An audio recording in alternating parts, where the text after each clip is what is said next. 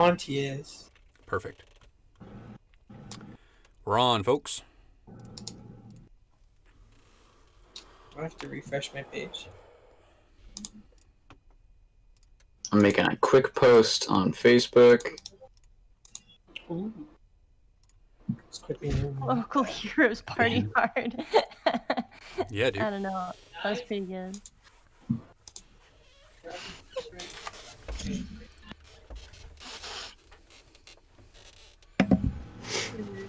Do-do-do. I want to share this tweet in the chat before we start. If you don't party hard, then why did you save everyone? Come on. We got to party hard, right? You have to party hard.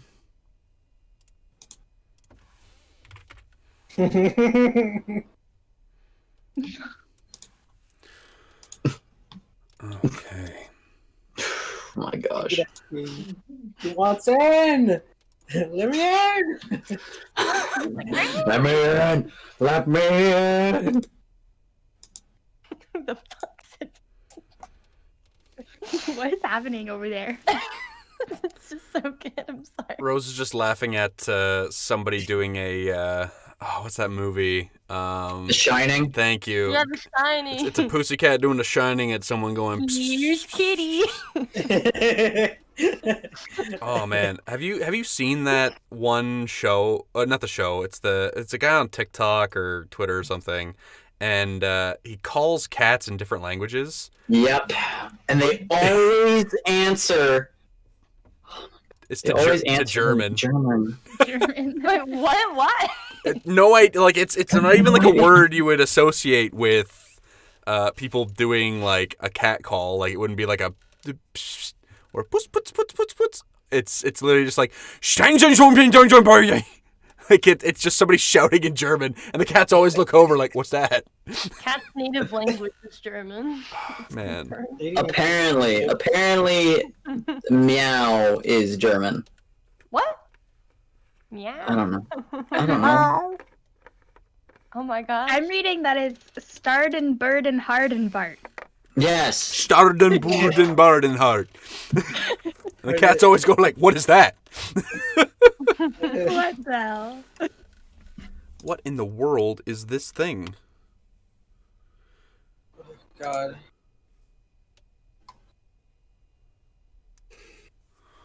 Okay.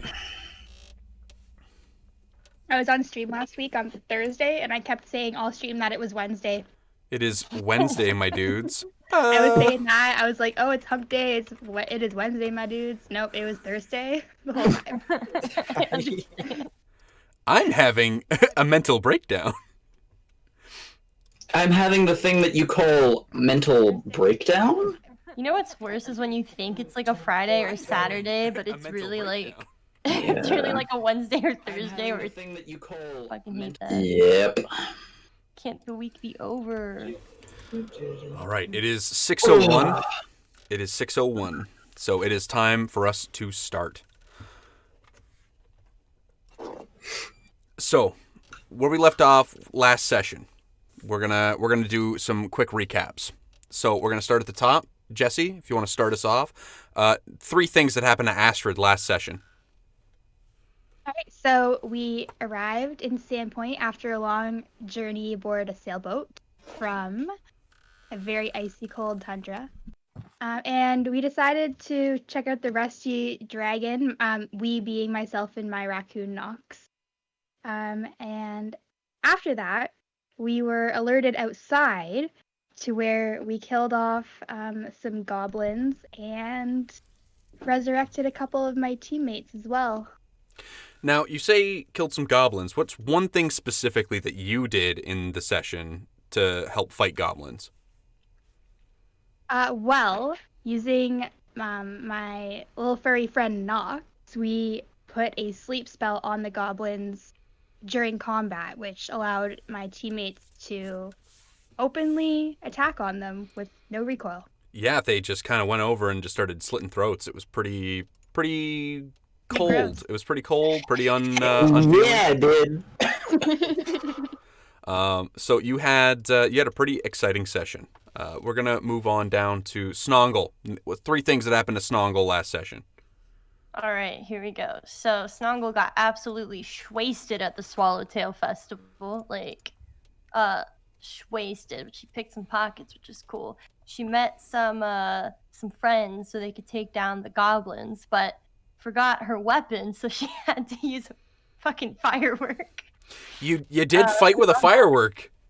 Yeah. While everybody else was like dying around her, she was just shooting off a firework at some goblins. So those are what happened to Snongle last session. Yeah, you were popping off pretty hard. It was pretty good. Sparks were flying. Yeah, what was the final blow last session? I don't. Because it was you. Yeah. I forgot that I had my other little weapon, and gosh, what is it called? I have to find it. Oh, the gnome pincher. Yeah, you pinched him right in the beak after firing off a firework at him. After taunting him for like 4 rounds, I pinched the rest of his life out of him. Snoggle went full god gamer on everybody else. It was great. Okay, moving on down. Tor, 3 things that happened to you last session. Well, Tor was commended by the captain of the guard for his quick work on tying up and, well, semi-torturing a goblin. Yeah. Yeah. Yeah. Tor went unconscious several times, forgot about his axiomatic strike, which would have done so much. It would have been so good to do. But I know about that now. When your weapons are lawfully aligned and you're not using them against chaotic creatures, like it could have worked. But you never know when you're going to need that, right? Like maybe you're saving it for later. Maybe. Who knows, man? I obviously don't. Then Tor met Astrid, and Astrid told him about the fact that his personal quest to find Father Tobin is unfortunately falling short, as Father Tobin's already dead. Yeah, it does seem kind of strange, doesn't it? Yeah. He's extremely confused, and at the moment, he's unconscious. So, yeah. That's what happened to Tor. Okay. And then, last but certainly not least, we have Victor. Richard, tell me 3 things happened to you last session. Victor won a competition where he tossed a log really far. Really? Were you cheating, or how'd you swing that? How was I cheating? I mean, I have my prosthetic arm. I mean, if anything, it negatively impacts his ability. I'm assuming to toss a giant fucking log.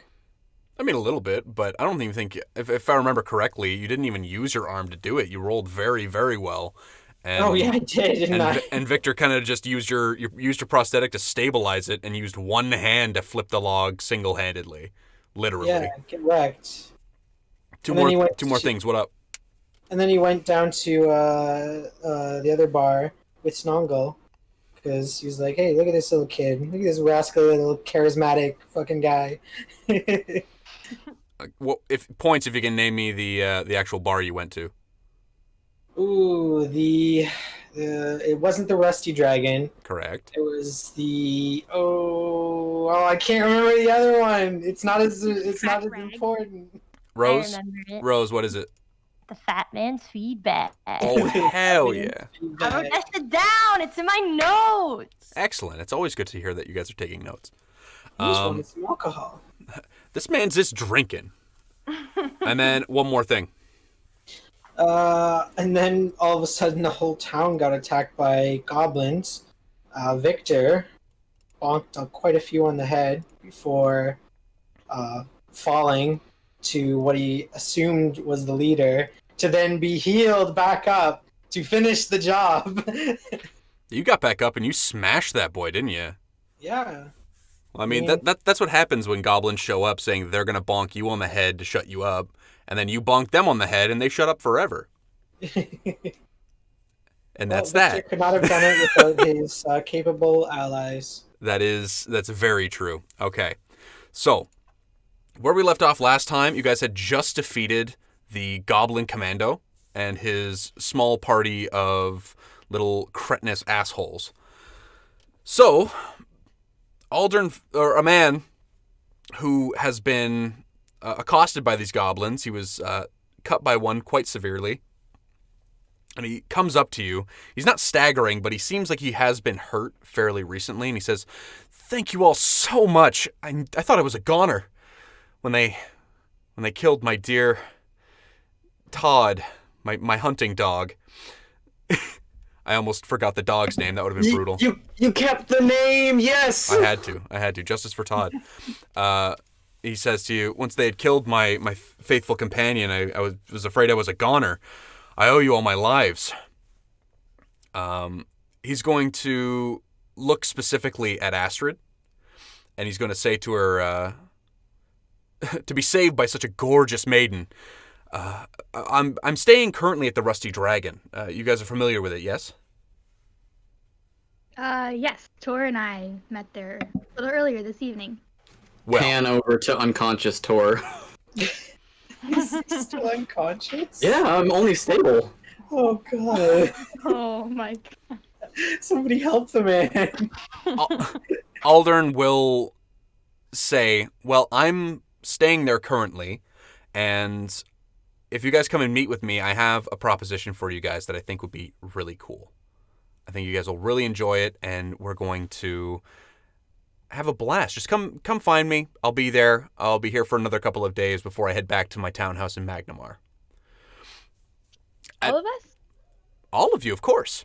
At that exact moment, Father Xantis, you guys remember from the stage and doing all the things, comes running up. There's soot on his face. He's bleeding a little bit from a scalp wound, but he otherwise looks unharmed. He comes over to the party and he says, "Does anybody need healing?" We all just look at Tor. That man. That poor man over there, please. Stable but sad. So Father Xantis comes over and he puts his fingertips to the sides of Tor's uncomfortably skeletal skull, and you guys can see a very bright, pale yellow light coming from his hands as he proceeds to heal Tor. Tor, you're going to get... Oh, wow, that's a great roll. That's a God Gamer roll. And I just realized... I'm at -5 now. Yeah. So, that would be... No, because he's a higher caster level. So, that would be... Another 4. So it'll be another 4 on top of that. I'm at -1. -1. Okay, he'll hit you. He will also do a healing pulse. Everyone will heal back another 10. I'm almost a full. Ain't level 1 grand? It's just such a good time at level 1. So, oh gosh, yes, obvious. Oh man, yeah.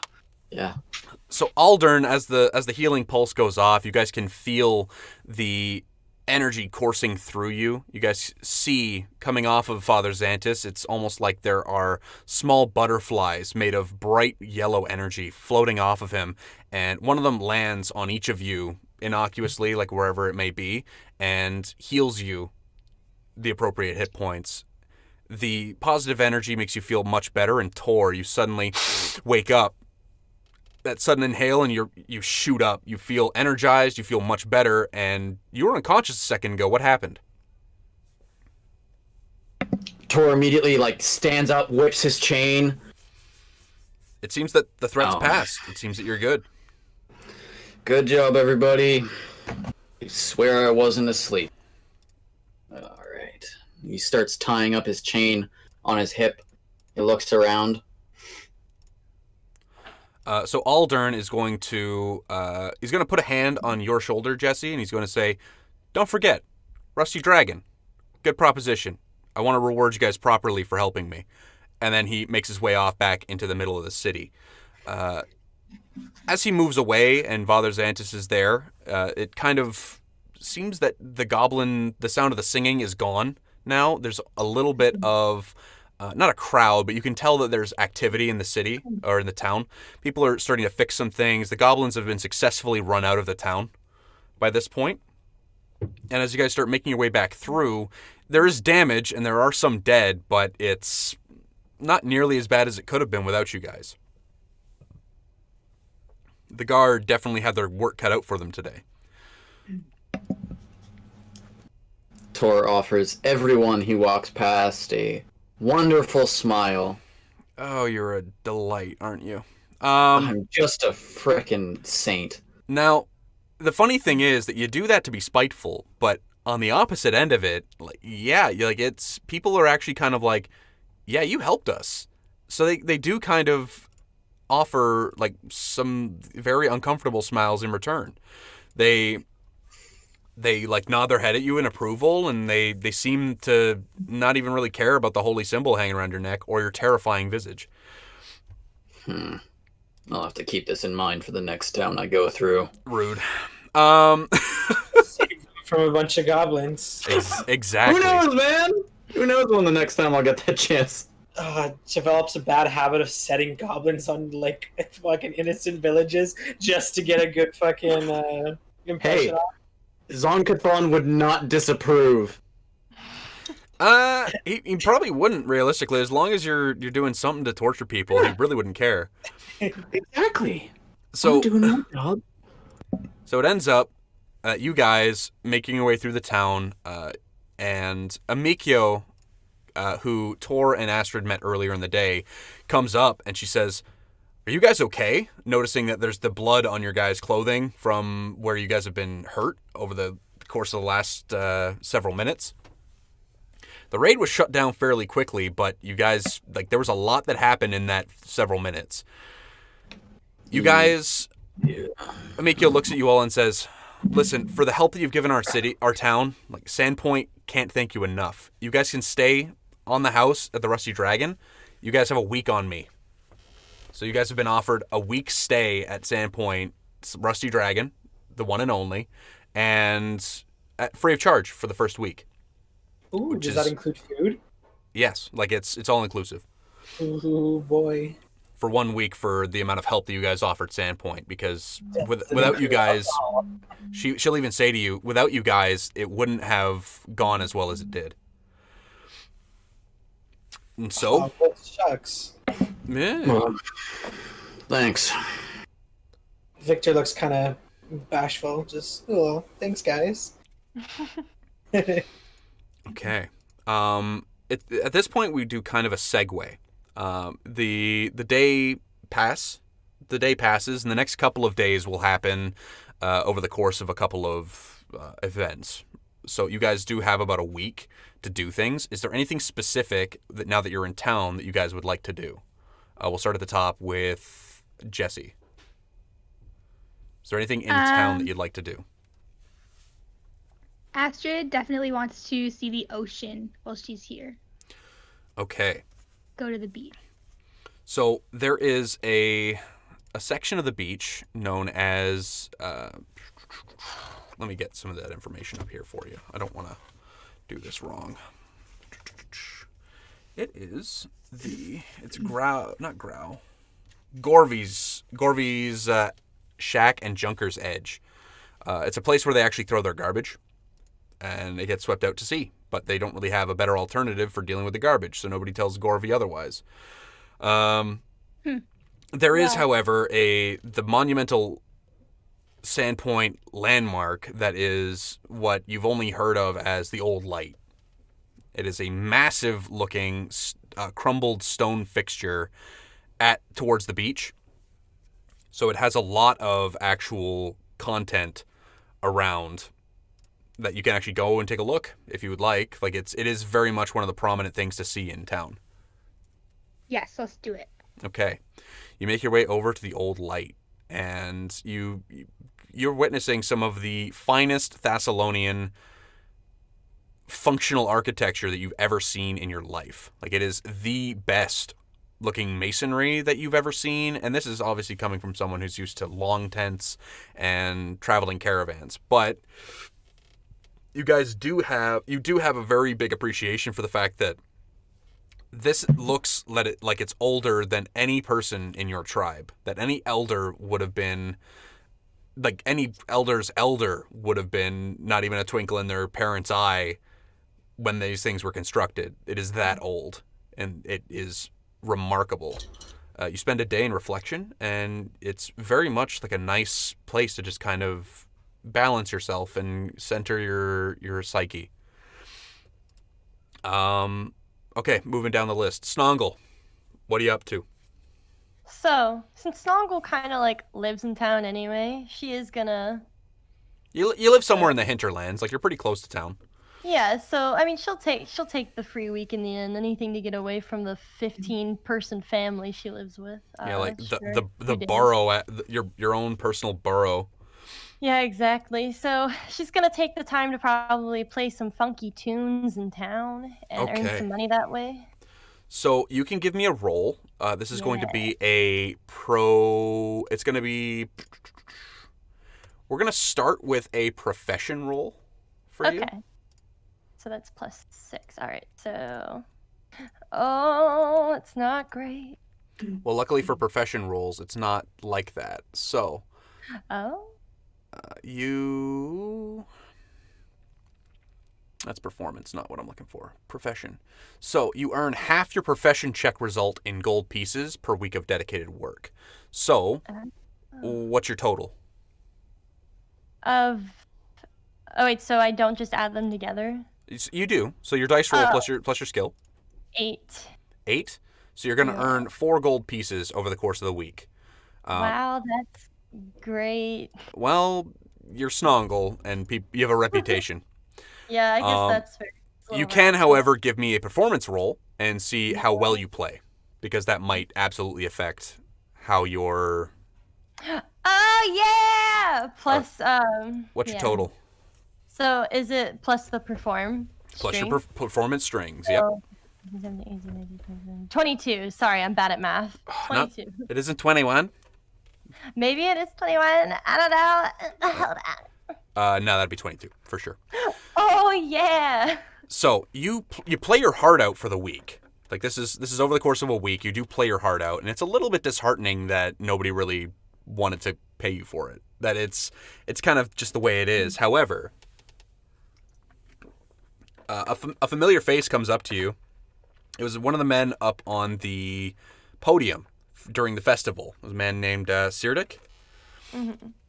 I believe it was Sirdik. He was there in place of Kaijutsu. He was actually having an issue with that. It's Sirdrak Dawkins. And he says to you while you're playing, he says, "You are absolutely a marvel. Like fireworks, who would have thought of that?" And as you're in between sets, you're kind of like doing your thing, maybe eating a sandwich. But he comes up to you on the street and he says, "I need to have you play for our next production." Me? You. Yes. Wait, Snongle just she's like, wait a minute. I have to check my schedule. She pretends to pull out a little booklet, pretending to look busy. It's empty, though. And then she's like, I'm in. It's free, baby. Let me in. He lets out a big belly laugh. He says, "You are perfect." Thank you. So, something to make note of, as Sandpoint recovers from this attack, they take over the course of the first couple of days. They bury their thankfully few dead. The citizens do their best to get on with their lives, and the cathedral is consecrated the following day from the festival. It's during a much more subdued and indoor ceremony, but it is consecrated nonetheless, which is kind of nice. But by the end of the week, the goblin attacks are remembered mostly with chuckles, like people are kind of laughing, remembering, like, even though in the moment it was terrifying and people were scared, now they're kind of reflecting and remembering, like, the goblin that accidentally lit itself on fire and fell off a roof, and other stupid things, because they're children with a murderous tendency, like they're goofy. There's one that drowned in a half full rain barrel because it couldn't get out. Like they're dumb and people are kind of laughing at them. I mean, a little bit. They're goblins. They're kind of assholes. Oh, who are the She's real there like- assholes? She's like, help! Help! I can't get out! I've fallen and I can't get out. Help! The only thing that they didn't really forget was the impact that you four had. Well, technically you five. Let's not discount Nox. Had on the actual encounter. Like the actual raid would have been a much more devastating experience if you guys hadn't been around to help the poor city of or town of Sandpoint. I keep calling it city. Okay. So, you guys, we were going through the list. We've got Tor next. Snongle, you've been offered a place to play your music at the next production at the Players, like the Sandpoint Theater. Yes. Tor, what are you up to? So this is for the entire week, correct? Not you don't have to do like it's like the first thing you want to do. Tor goes to help the guards interrogate that goblin that I captured. Okay, so you head over to meet up with Sheriff Hemlock at the garrison. Yep. So you show up, and the sheriff's fairly pleased to see you. He liked the fact that you managed to subdue so many goblins, and the fact that you kept one alive was very impressive to him, despite your methods. So he lets you come in, and he says, "The damn greenskin won't say anything. I can get him to talk." We've already tried that. It's not working. Like he doesn't. It's not that we can't get him to talk. It's that he doesn't know anything." And Sheriff's kind of got his arms folded over his chest. There's another man in there. He says, "What is your name, friend?" Tor. My name is Sheriff Hemlock. And this is our resident jailer. The man is going to come over to you. I'm just getting his name here because there are so many people. So many people. It's almost like it's a full-blown town. Seriously, but it's so well fleshed out. Sandpoint Garrison. Yeah, it's a man named Vachetti. And he's a burly man, but he makes sure that nobody escapes. He's very good at his job. But there's a tiny little goblin sitting in the cell, and he says, all he said was that it was one of, and he puts up big air quotes, use Longshanks, and that's about it. And that they were told to attack the town, kill everybody, and leave nobody standing. That was it. He doesn't know anything else. Who told him? He can't remember. He didn't know who it was. He just knew it was a Longshanks. That was it. Which means it was a person. Yeah. And that's the part that's scary about all of this, is that normally goblins don't work together like this. And that's what we heard from a good source, so we're not sure if there were multiple tribes in on this. There seemed to be a lot of goblins. Who was your source? It's a local ranger. She passed through here a couple of weeks ago, but she usually only comes once a season. Okay. May I? And by the way, the entire time Tor's been speaking, he's not looked at either one. He's been staring directly at the goblin. So absolutely you may. So you come up, and Sheriff Hemlock is there. He's doing his thing. And there's a goblin. The goblin is in chains right now. And Sheriff Hemlock is standing behind you, seeing what you're going to do. You said he's in a cell by himself? He's just sitting there. He's locked in the cell. His hands are chained? He doesn't need to be. Like, he's locked very tightly in the cell. He has no weapons, and he can't get his head through the bars. Cool. I drop my chain outside of the door. Actually, I hand it off to the sheriff, and I grab some rope, and I give him my thumb screws. I'm like, when I ask you for these, may I? get them from you? The sheriff looks at you very apprehensively. Sure. Cool. Tor asks if he can be let into the cell. The sheriff and the jailer kind of exchange looks. He's like, the jailer looks at Sheriff Hemlock and he just says, "It's your call, boss." The sheriff nods and jailer gets up with a ring of keys and unlocks the door. The goblin doesn't immediately get up to try and escape because I step in as soon as it opens and close it. He's been very brutally beaten. Like, you can see that one of his eyes is actually swollen shut from where they've already interrogated him. But and there's like his teeth are actually stained red, whether from his own blood or somebody else's, you're not sure. Once I'm in, I start tying 2 knots in both sides of the rope. Okay. And I curl it through the cell bars, and I look at the goblin. You can understand me. Come here. It kind of the goblin kind of exchanged a look with Sheriff Hemlock, like, "You're not serious, are you? Not this again."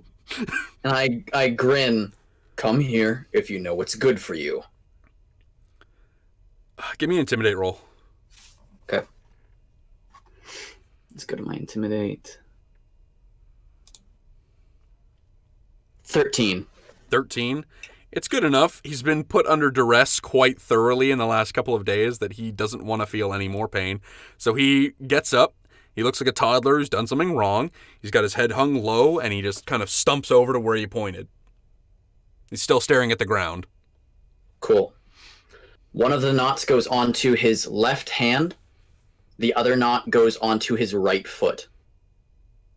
Okay. And I reach around the bars and I grab onto the end, the like looped end, because it's the same rope. Yep. And I pull it back through. And I look at the goblin. Who led your attack? It was just one of you Longshanks. No. Describe them. He was tall. He? He. Okay. What weapon was he carrying? None. None. Okay. Is he lying through any of this? You can give me a sense motive. Cool. 18. 18? Like, from what you think, this goblin is locked in a jail cell in a place where he's already got the death penalty when they're done with him. Like, there's no reason for him to lie anymore other than to try and... The only reason he would lie would be to try and save himself. And he's trying to be honest to save himself in this scenario. Yeah. Okay. So no weapon. It was a he. I turned to the captain. You said your ranger was a she? Yes, Shalelu. Okay, that rules her out. Shalelu wouldn't have anything to do with goblins. She's kind of a literal thorn in their side, if you catch my drift. But many people that have been thorns in my side have helped me anyway. Well, it's probably less personal. You'd be surprised. So, it was a he. Taller than me, shorter than me. He was a Longshanks. Taller than me, or shorter than me. He was a Longshanks. I don't know. And I pull on my side of the rope to pull him up against the bars. Okay. And I'm just pulling it. So his left arm and his right leg would be outside of the bars. All right. I, out of character as the GM, exchange a furtive glance with the rest of the table. Okay. Okay. He starts shouting like, just a Longshanks! Just a Longshanks! And I lessen it slightly. Okay. Just a Longshanks. Who made the deal with the Longshanks? I don't know. They died. Dead goblins. How many tribes were here? The goblin kind of spits. Just one. Just one. Unified. Okay. All right. And Sheriff Hemlock comes over and he says, I think that's all we're gonna get. Yeah, I untie the goblin's leg first. I stare at it. I just slightly push him back, and I untie the rope from his hand.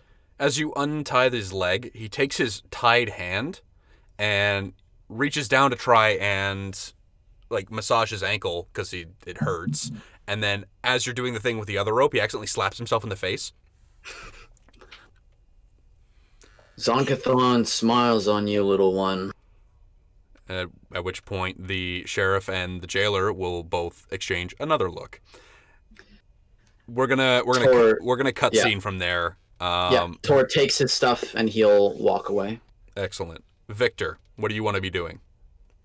Jeez, I mean, Victor just wants to go to the taverns and get some alcohol. Epic. He wants to see what they have to offer that maybe he hasn't tried before. Okay. Something to add to his personal repertoire of skills. You do some shopping around, and you find some pretty interesting drinks. But there is one bar that you find yourself stumbling upon called the Hagfish. And you've heard about this bar for years and have never actually been here to actually test it out. We're just going to do a quick shift of things here. So, and it's no longer Tor, it's Victor. What's up, my dude?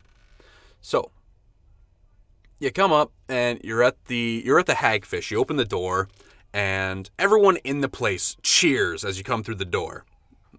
Like, Goblin Slayer! In place. Victor the Fist! Like, people just shouting from the back, just trying to get a nickname to stick. Ooh. And just a bunch of, like, cheering and just overall jovialness.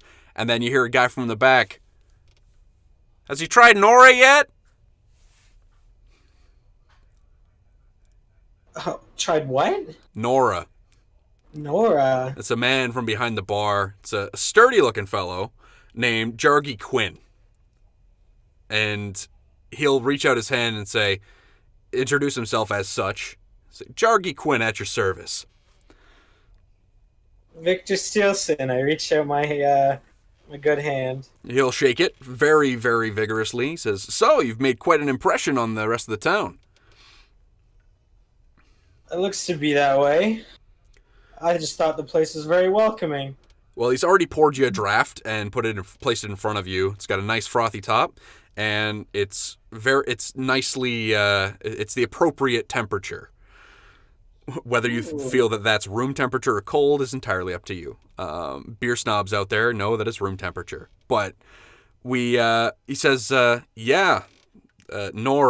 it's a little game we like to play here. Oh, yeah? Yeah. My curiosity is piqued. Well, he goes over with another tankard to a large tank towards the back. And you see the tank has some kind of bizarre-looking worm in it that you're not sure what it is. I don't think your character has knowledge nature of any kind. No. Yeah, no. It's some bizarre-looking creature to you, and it looks terrifying. You're not sure what the hell he's doing over there or why it's in here, but he takes the tankard and dips it into the tank and scrapes it along the bottom of the tank and pulls it out, and puts it in front of you. He takes a step back and he crosses his arms and he says to you, here's the deal. You give 1 silver piece. If you can stomach Nora, and he points over at the wall where there is a very healthily plump coin purse dangling from one of the ceiling beams with maybe like 20 or so names carved up there. And he says, Yeah. if you could stomach it, you get to keep the coin purse, its contents, and carve your name up there. Ooh. I'm a gambling man, and I throw down a silver piece.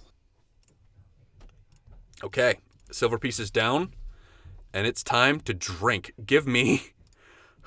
Good grief. Give me a fortitude save. Alright. Where's your +3?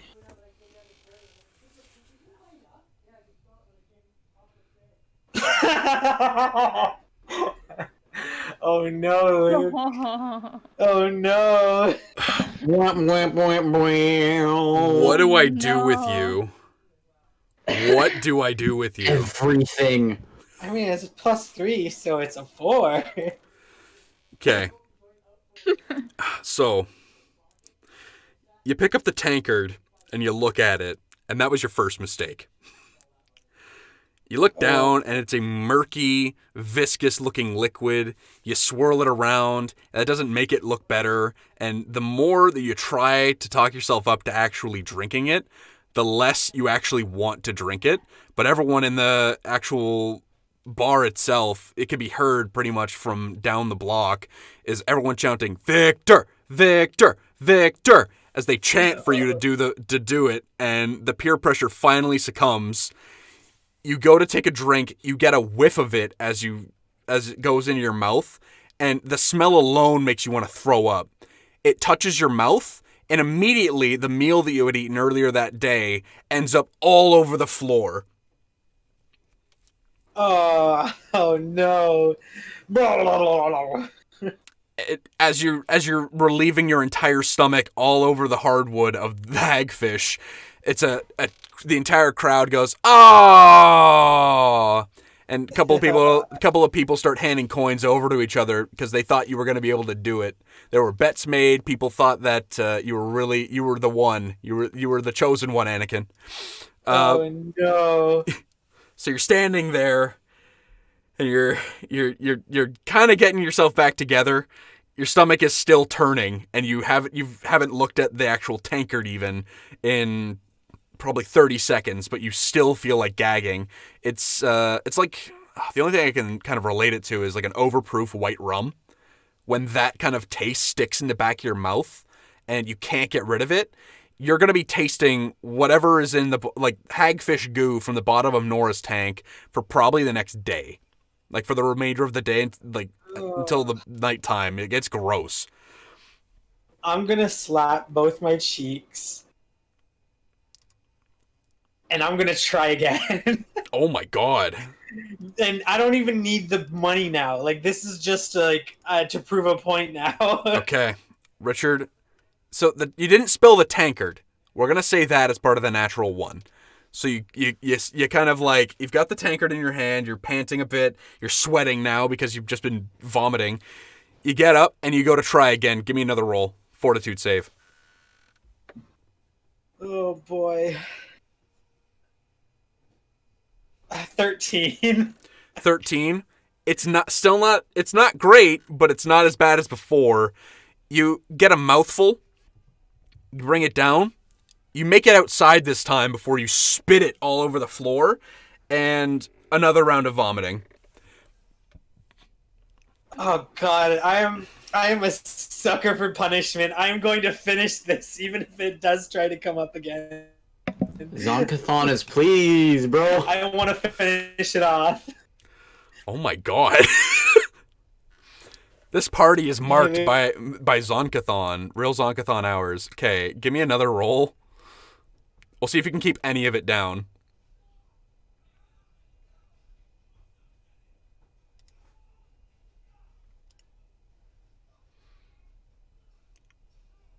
Richard? He Did his died. Wi-Fi commit the die? Killed him. Commit the die. His Wi-Fi just it committed Sudoku. I think probably literally. Okay. We're just waiting to get Richard back. We're going to proceed saying that effectively what happens is Victor attempts to, it's a constant, he takes a mouthful and then vomits all over the sidewalk, and then takes a mouthful and vomits all over the sidewalk, to the point that eventually Jargy Quinn just comes outside and starts like rubbing his back, and it's just like, dude, just stop. Aw. Just stop. Please. Dude, you don't have to keep trying. I have to do this. You've had enough. You're okay. Like, just don't. Please. You're only hurting yourself. Oh goodness. It's time to stop. Oh, if Tor doesn't end up drinking from Nora, I'm gonna be very upset. I mean, if anyone tells him about it, he probably will. Oh, absolutely. The amount of emotional and physical like agony that you're gonna inflict on yourself. Why wouldn't you? And if he succeeds, it'll make Victor even more emotionally and physically destroyed from it. Excellent. No, it's perfect. It's a win-win. I mean, it's a lose-lose, but for your situation, yeah, that's kind of a win-win. Hello, For me, that's- welcome back, Richard. So, the way this goes Thank down, God for SSDs, I guess. what happened? Computer just died? I don't know. Computer just had a mental breakdown, I guess. Excellent. Well, we're about that life. So, Me. you It's the group, though. thank you, NWS Joey, for the follow. It was a little bit ago, but we were just we're gonna pick back up to speed. Effectively, you choke and splutter your way through the rest of the tankard to the point that Jargy Quinn comes outside, rubbing your back as you vomit profusely all over the floor. Like it's your stomach is empty, but for Nora's bile. And he says, "Just stop, dude. Just stop. You've had enough. Just stop." Well, I try and grin a smile as best I can with like what vomit is dripping down my chin at the moment. It's absolutely like caking your beard. It is not a great look. I'm gonna promise to come back. I promise to come back here. He hands you like a towel. Like he takes one off of his apron and hands it to you so you can wipe your face. I'm gonna wipe my face, and I'm going to make a promise that I will come back here one day, and I will stomach that, and my name will be carved next to that coin purse. He kind of cuffs you on the back and he says, "Sure you will." That's what they all say. I promise. Okay. So a day or two goes by, and the man of the hour, the sheriff, comes up to... you guys have been staying in the Rusty Dragon for a bit. You guys haven't quite reached out to Aldern yet, and you guys kind of have missed him as he's been doing his activities around town. To take him up on his offer to make you guys a... he's just... You guys aren't catching up with him. As you guys come into the actual sitting room at the Rusty Dragon, Amikio's preparing you guys some awesome food, and Sheriff Hemlock comes in looking dour. Are you guys all eating together or separately? Snongle will probably hit somebody up. Should probably sit. with some Let's people. all go together, get to know each other. Yeah. Excellent. So the sheriff comes up to your table, and he says, "I'm just the heroes I'm looking for. There's been an occurrence. We're looking for some people to come and offer some capable hands. If you'll follow me." Yeah. I don't see why not. So Maybe I can get some more free booze out of this. yeah, well, maybe, or money to prove that you have booze. So as you guys are walking with the sheriff, he kind of gives you the lowdown. He thanks you guys again. He says, "Thank you so much for your help again the other day during the raid. Really, really couldn't have done it without you guys." Yeah. That's no problem. He's gonna look at you and say, "So what's your story? Worshipper of Zonkathon in a place like this?"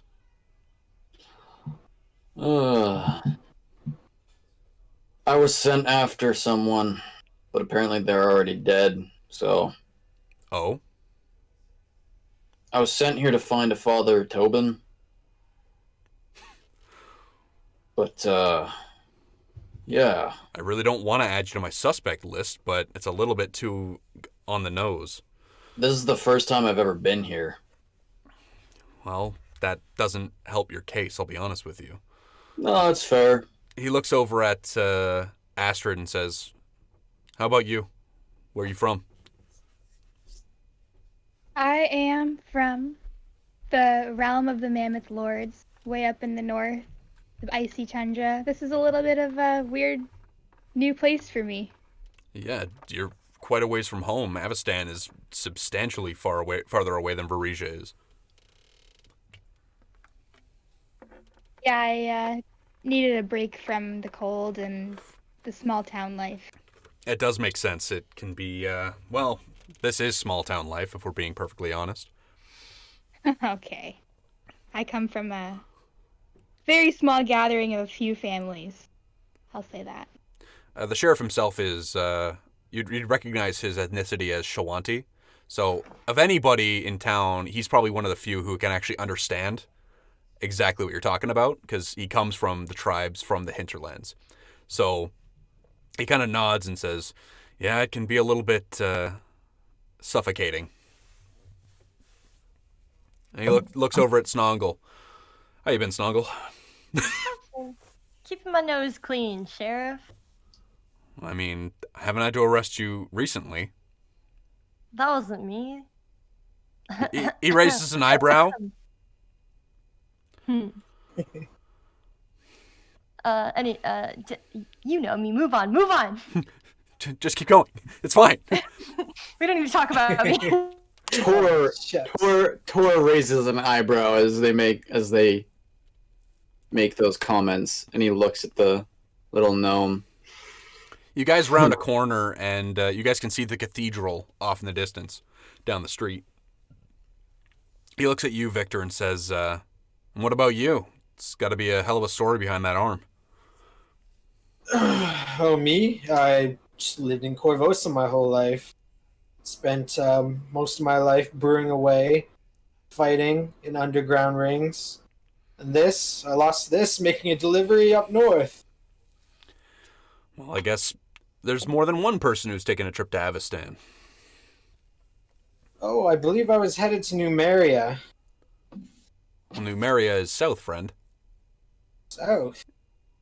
Oh, I wasn't particularly good with my directions anyway. I'm more brought along for my finesse in combat. Fair. Well, whoever was trying to navigate you, they did kind of a crappy job. You could ask me where I am right now, and I couldn't tell you. Are you drunk right now? Only slightly.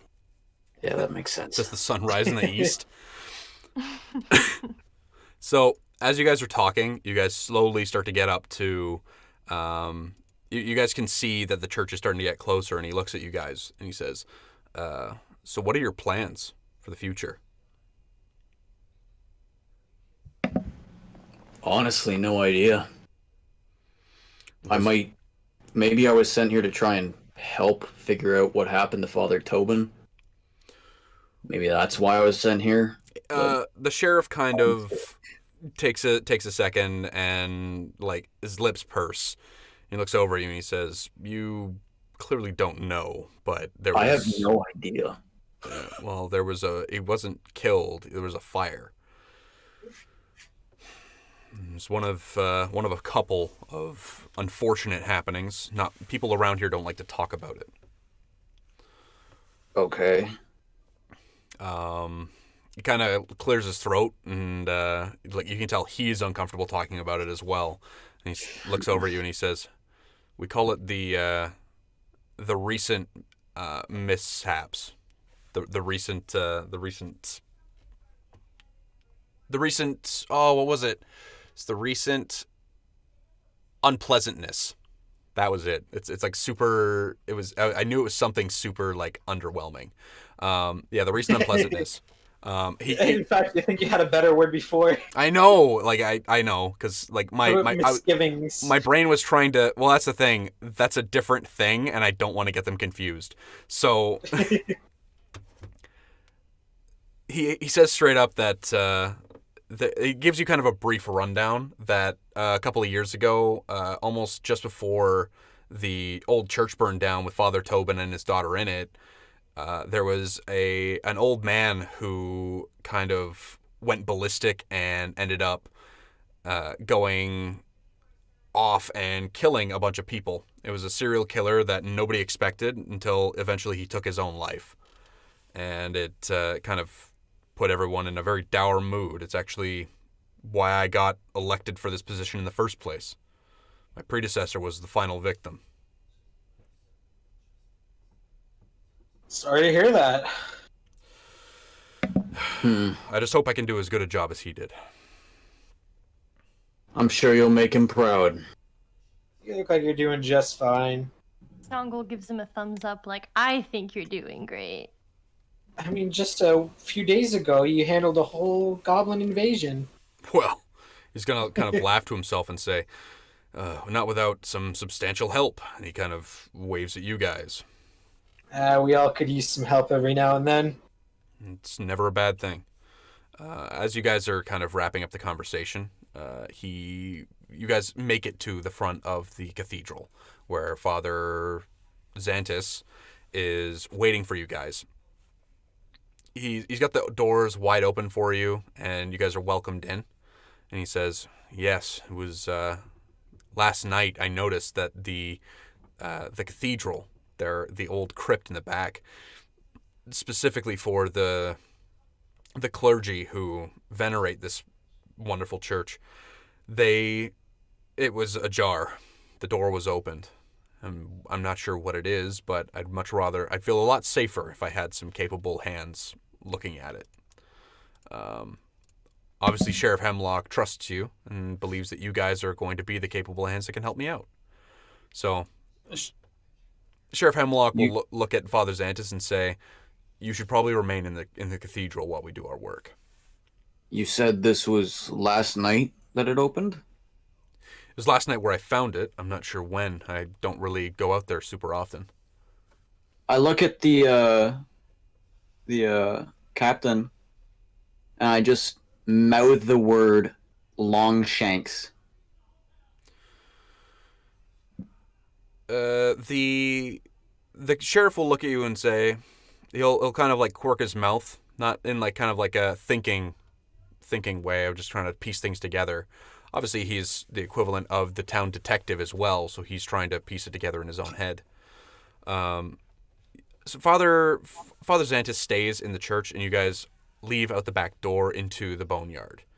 As you guys come up, you guys can see that there is a very large vault. It's made of stone, stands 20 feet tall. It's 20 feet square. Like, it's a big block in the back, but it's a mausoleum dedicated to all of the past head priests of the chapel. So I need everybody to give me a perception roll, please.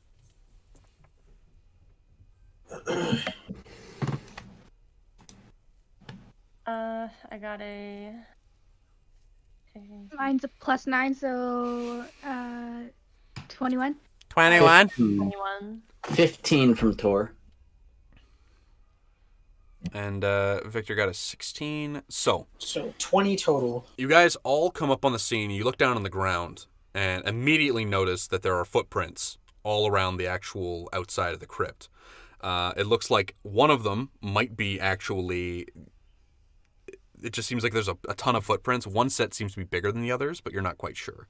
And now anyone that has... everyone can make a survival check as well, please. 19 from Tor. 7. 23 from Astrid and Nox. What'd you get, Victor?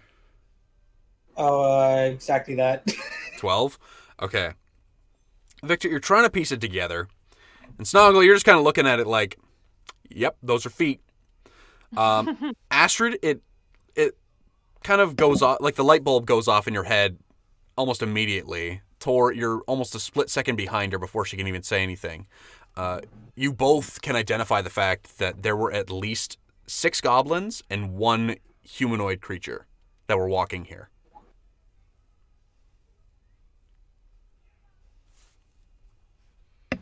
I wonder if that human was here willingly. Well, it doesn't seem like they were restrained in any way based on your findings. They seem like they were walking around. It seems like they were walking pretty willingly, and it doesn't seem like these footprints were short period after the other.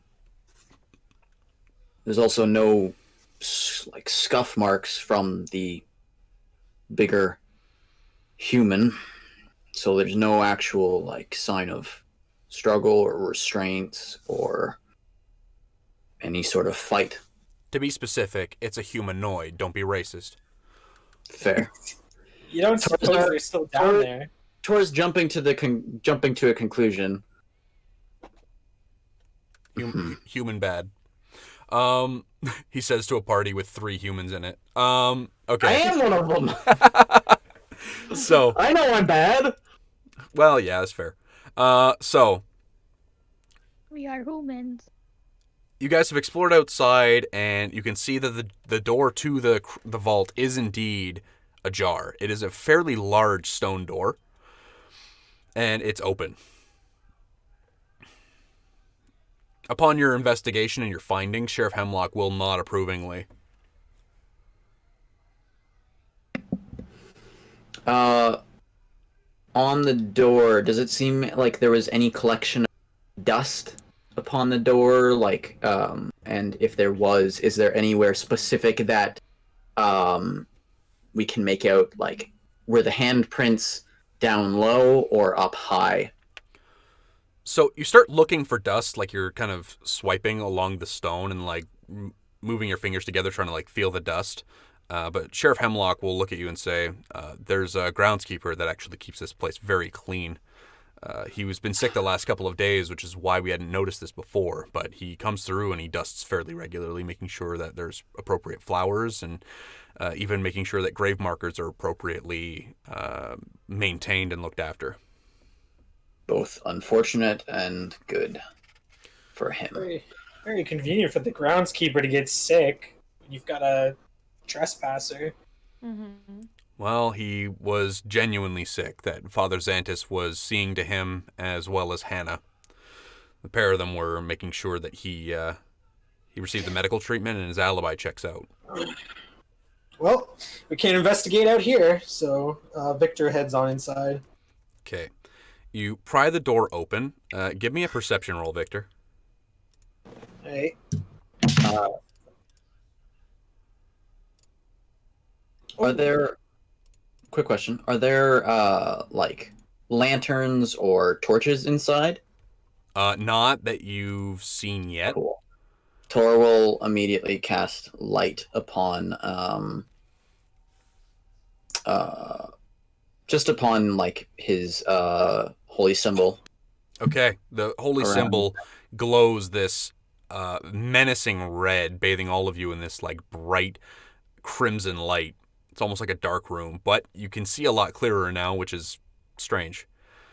Victor, as you're opening the door, you can see it before it lurches out at you. There's some kind of skeletal figure hiding in the dark, and as Tor's light is cast over it, you can see the form of 2 skeletons. Ooh. That's a little spooky. I mean, it is a crypt. Yeah, roll initiative. Expected. Oh god, they're mobile. 15 for Tor. As the first one comes lurching out at you.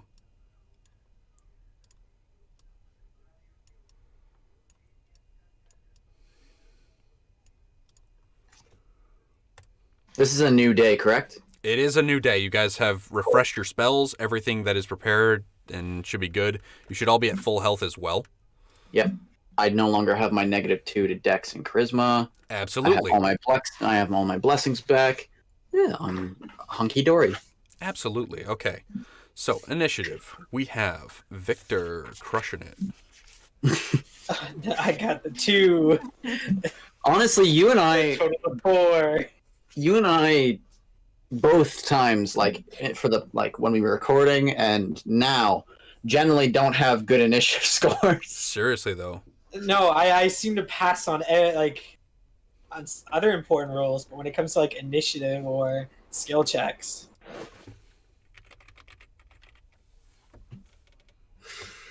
+1 on that. Okay. So 3. Oh, So, you got a 3. Snongle, what's your initiative? 23. Hell's bells. Horrible. I hate it. Last campaign, I kept getting the lowest. Now I'm getting the highest. I hate this pressure. Bruh. there's too much Get in there, pressure on Kay. you now. I'm sweating so bad. You have to accept it. You must learn from it, grow from it. Snongle should have Welcome to my TED Talk. Okay. fucking 2 initiative bard. Oh my god. Tor, what's your initiative? 15 total. And Victor. 4. Excellent. So, everyone... somehow equals out to 4 too. Oh my god. So, Victor, you're the only one who's going to be able to act the first round. So, these two skeletal boys are just straight chilling, and they lurch out and attack you in the doorway. Oh no. What is your flat-footed armor class, my friend? My flat-footed armor class is 16. 16? That's pretty good. It's pretty good. They're coming in. They're gonna try and swipe at you with their swords. First one will miss horribly. Second one will also miss. The first one comes lurching out at you, but you can tell that it's just kind of freshly animated itself, you can hear some joints crick and crack. You can hear the other one, its jaw starts rattling in a very unsettling way. It lurches out and actually sweeps at you. You manage to dodge out of the way. You kind of turn sideways, and the scimitar, the rusted old piece of shit scimitar it has, swipes, and you manage to deftly get out of the way. It goes to your turn. You can't hear it, but I turned on this spooky, scary skeleton song. Spooky, spooky skeletons. All right. I assume they're right in front of me. They're right there. They're up in your face. So they swung out at me. They're throwing hands. I'm gonna rattle some bones. Give her. All right. Let's see. D20 space attack bonus.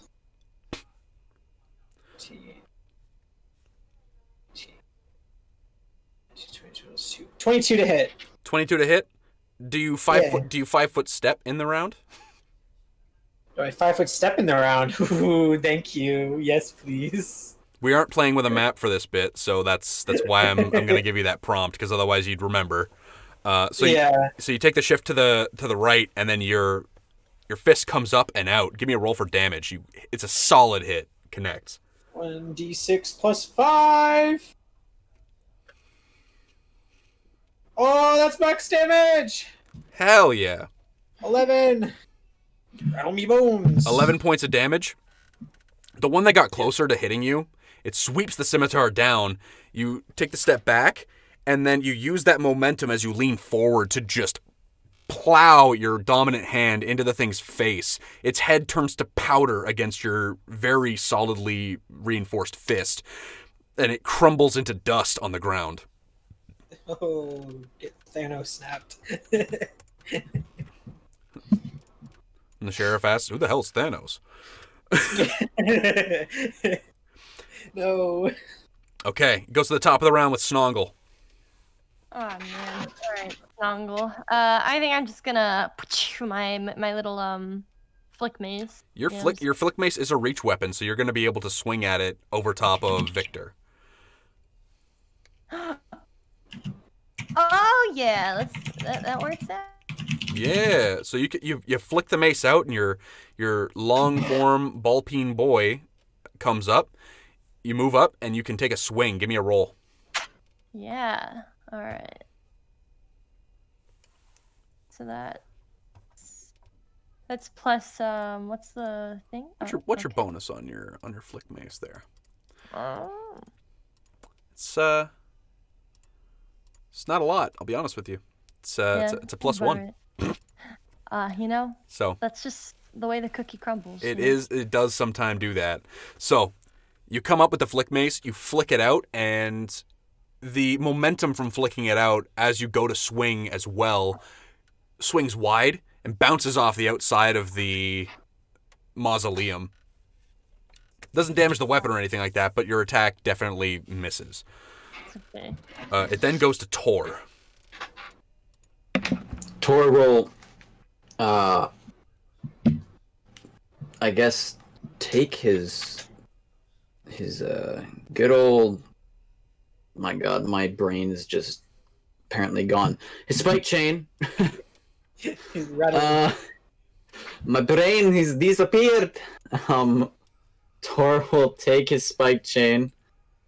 And if I'm able to move in an attack. There's just enough space for you to actually do that.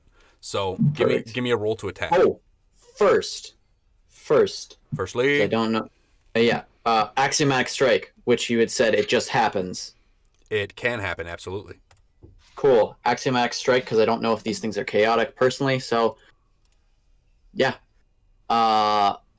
we're gonna then swing. Okay. So the same salmon-colored, like watered-down blood, light emanates off my spike chain. I'm gonna. Oh, it's so gross. Away. It's so gross. Okay. 14 to hit. 14 will miss.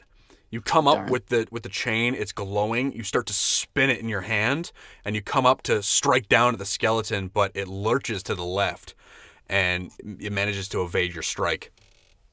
It then goes to them. Okay, Victor, you're the most intimidating thing in front of them because it just, you absolutely just clobbered its thing. What's your regular armor class? It is now without slug style. Does most AC 19. Okay. Thing comes up and it goes to swing at you with a scimitar, but it's completely short. It doesn't even come close to hitting you. You could tell that this thing is just an animated construct, that it doesn't have a life of its own. It's just kind of doing what it was told to do. It's easy to fancy feet my way out of the way. Pretty much, you're stinging like a butterfly, dance like a butterfly, sting like a bee. That one, nailed it. So that's what you're up to. It's Muhammad Ali before Muhammad Ali. Don't you go stinging me like a butterfly. I don't want that. Don't you do it. Desna would Dance not like approve. A cannonball. Sting like an elephant. Okay. Next in the initiative, it's going to go to Victor. It's your turn. All right. 5-foot step to the left around him and give him a good old clobbering. Yeah, so you can 5-foot step in through the door to be basically over top of like not an ash pile, but the dust pile that was the other skeleton.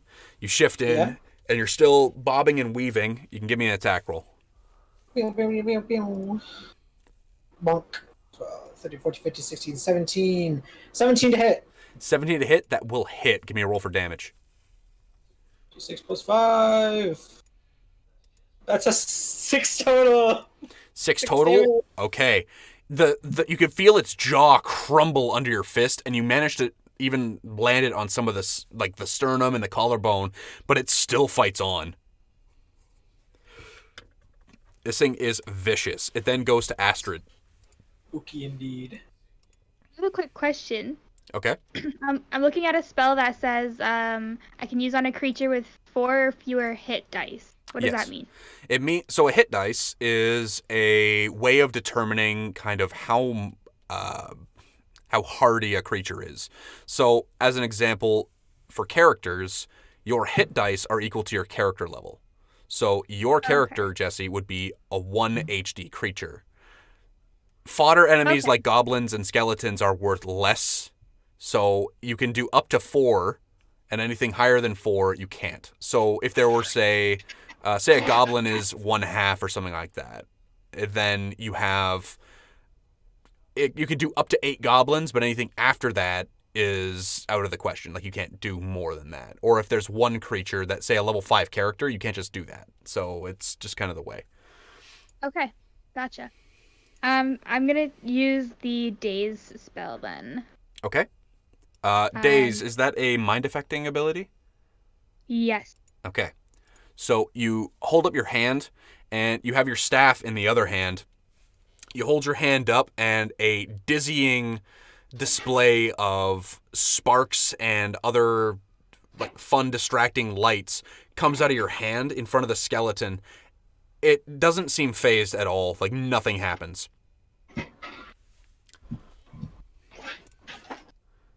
You still have a move action. Okay, well,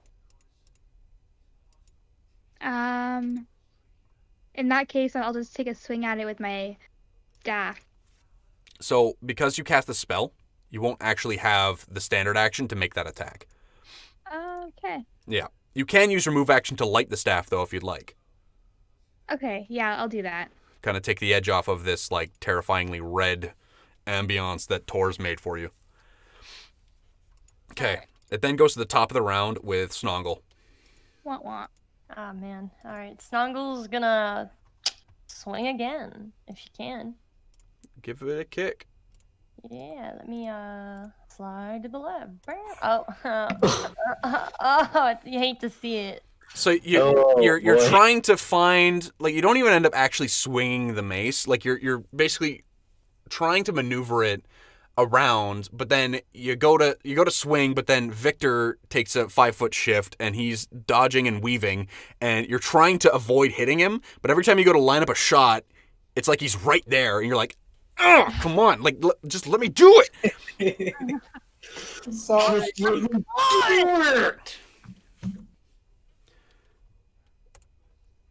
So, your attack is foiled. You still have a... Been foiled. Oh. I actually didn't even catch that, so that's absolutely... Oh, come on. Yeah, I'll be taking my pay. Frick, man. I Man, don't want to deal with puns tonight. and you know what? You know what, Brevin? Just because of that, like, you deserve that. There you go. Zonkathon's pleased. Yeah. So, we go to the next in the initiative. It's going to be Tor. Hi. I attack. Do it! 14 again? What in the world is going on? Well, I'll tell you what, Brevin. What's going on is you not hitting those skeletons. I know. You're... It's the same move. You bring the spike chain up over your head and starts wailing it around, and you go to basically launch it at the skeleton, and it lands directly in between its legs. I take a small shift forward because my distance was wrong. Alright. So, Okay. it then goes to them. Richard, this thing is not happy with you, and you're the only one that's actually managed to damage it. Your armor class after outslug style. 19. I accidentally made Victor a tank, honestly. He's honestly really good. I'm really impressed with it, because usually with a phalanx fighter, you can't do anything. And that their armor class is nutty, but as long as you keep moving, you're golden. The skeleton will sweep at you and miss. It doesn't even come close to landing on... Like, you had your arm ready to kind of, like, take the hit, because it's not like he's going to cut you on it, right? So you go to do that, but it doesn't even come close to hitting your arm where you anticipated it being, so it completely just clears it. It goes to your turn then, Victor. Finish All him. right. Do it. Finish him. I'm gonna give him a good old like kick in the torso, like just Just Spartan boot to the chest? yeah, Spartan boot. All right, give me an attack roll. This is Sandpoint! This is Sandpoint indeed. Give me a roll for damage.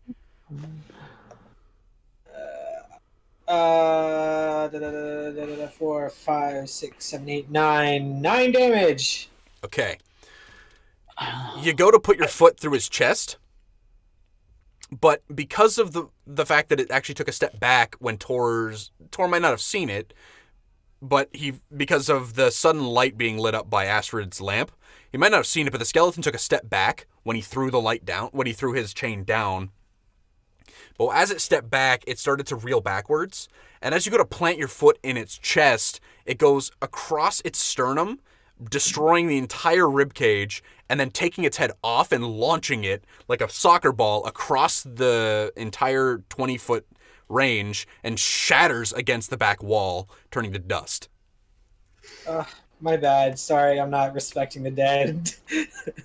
Well, I mean, those dead aren't really the ones you need to respect. Those dead didn't respect us, so like, mutual respect thing. That's true. Right. You guys dealt with that very handily. Says I still don't know if my blessing works on them, but it lasts for a minute, so we'll see. we will see. So your weapon is still glowing and doing some terrifying things. And I'm still lit up for 10 more, 10 minutes. Yeah, you're good. Like, light lasts for ages. It's like 10 minutes per level. So you're good, and Sheriff Hemlock comes over to you guys and says, "That was very well done." You guys let yourselves in to what is now the remains of this room. You guys can give me a... actually, you don't need to give me a perception roll. One thing you'll note is that one of the sarcophagus in here, like the coffins, they're all kind of stacked up in the walls and things, like a typical crypt would be. And you guys can see on the ground that there's a scrap of cloth. And that it's not a scrap of cloth, it's not like a tiny piece, but it looks like somebody's discarded a robe here. And there's also one of the coffins is ajar and open. And you can see that on the nameplate underneath it is the name E. Tobin.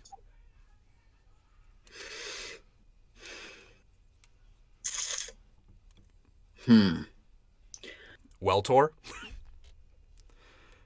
Sheriff Hemlock will look at you and say, "Where were you the last couple of nights, Tor?"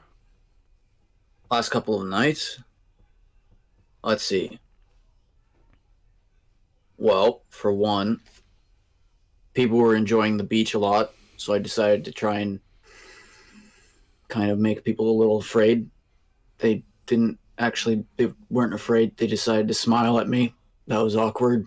Night before that, well, that one I was pretty much just sitting in the, Rusty Dragon Inn, trying to figure out why I was sent here. And then the night before that, I was almost dead. Well, had almost died, so I decided to get some sleep early. Is there anyone that could corroborate that story? I mean, You I'm staying in the Rusty Dragon, and so, two of them, yes. And then if you go down to the beach, I bet you can probably figure out someone who saw me trying to ruin their days and somehow making them better. I'll be talking to Amikio later, but don't go anywhere. No, I'm not going to leave. He's going to go over and kind of open up the sarcophagus proper, and he's going to confirm everyone's suspicions. And he looks at the rest of you, kind of turns back, and he says, "Father Tobin's remains have been removed." He wasn't one of those skeletons back there, was he? No. Okay. We're buried in our vestments. Also with the fire, there was a lot of damage. Are those... Whose robes are those, then? I have no idea. I pick them up. Okay. I'll check them over, look for any insignias, check any pockets, check on the inside, reverse it, everything. You can give me do you have Knowledge Arcana? I don't have Knowledge Arcana, I have Knowledge Religion. I have... Knowledge Religion ain't the play, son. Yeah.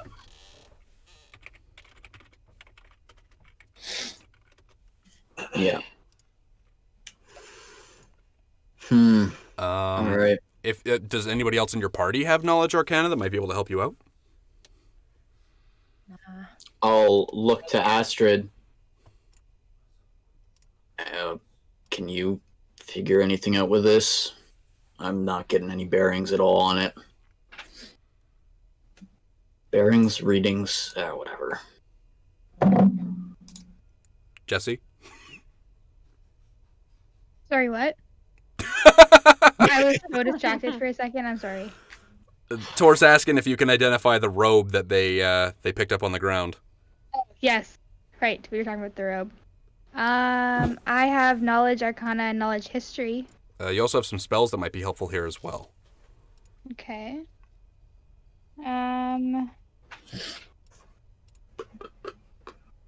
Detect magic? I mean, that seems like a wise choice. I would go for it. Alright. So she's gonna pull out a detect magic on this robe. So, you lift up your hand and you wave it in front of the robe, and you hold it kind of vaguely in a mystic hand formation in front of yourself. And as you do, your palm begins to glow with a faint ice blue light as it illuminates your palm, similar to what happened with Father Xantus the other day while he was healing, but this time it kind of projects outwards, and you sense forward. You're getting a faintly. You're detecting definitely magic off of Tor, that he is faintly magical in and of himself, whether it be faith or not. And you also detect magic off the robes. The robes themselves are giving off a light aura of necromancy. And they are... But you can tell that they're spent. There's something about it that just seems inert. They're magical robes, but they don't do anything anymore. Their purpose is kind of fulfilled. You can give me a roll. It's going to be spellcraft. Right. It'll be a +7. So 13. 13. It's good enough.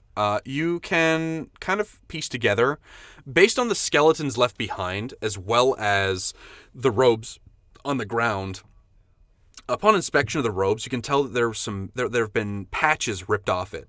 They're not patches like for holes or anything. It just seems like it was covered in patches. And you've kind of encountered something similar to this before. It's something called a robe of bones. You've definitely read about them, or because you're Kelid, it probably was passed down through, what's the word for that? It's where it's oral tradition. So people probably told you about things like this, that they exist in the world. But a robe of bones, apparently they're used to summon skeletons and zombies, but it's based off of the number of patches ripped off it that's conjure these creatures. But there's no more patches on the robe, which is probably why they abandoned it here. So those robes are probably the reason for those two skeletons that were guarding. But what were they guarding? Like, why were they summoned here?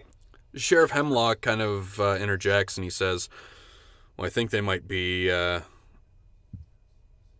and the goblin raid. It might be something to do with the distraction. Maybe this is the whole goal all along. And he kind of laughs to himself and shrugs. Who knows? Whole goal. So to steal Father Tobin's corpse? Like, the whole corpse is gone, right? He's... His remains are gone, yes. Are there any faiths that go directly against his? Give me a roll. Knowledge religion, Tor.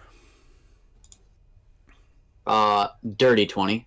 Yeah, you know that this is this kind of thing would be in the domains of a couple of different gods, either Urgathoa, but why would she want the remains? Like, who knows? And the other side of it would be like maybe Lamashtu, who knows? Like you're familiar with these gods, like you're aware of them, but mainly because of the circles that you keep. You're kind of a fucked up dude, and knowing about these gods, you don't know them super in detail, but you know well enough that it could be either of them. So Tor would quite literally be talking out loud about that. Sheriff Where he would Hemlock be- is going to maintain a steady stare as you continue to talk. Is there anything more you want to enlighten us with about potential followers of dark gods that might have uses for the remains of a preacher of sacred faith? Well, Zonkathon generally doesn't really care for the dead because they've done their part in life. They felt the pain, they lived their life. But some followers of Zonkathon would be willing to do such a thing in order to exact more pain. Well, Personally, I've interrogated 2 individuals like that. Generally, most kind of groupings of Zonkathon followers frown on it. Don't really want that to be a thing.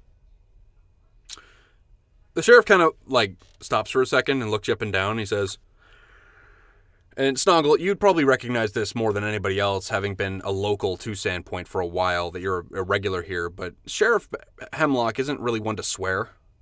But he's going to look at Tor and say to him, "You're one fucked up dude. You know that?" He just Been like that since birth. And Tor just smiles. And then the smile disappears as he looks around the crypt. Well, this is evidence. He hands it to the sheriff.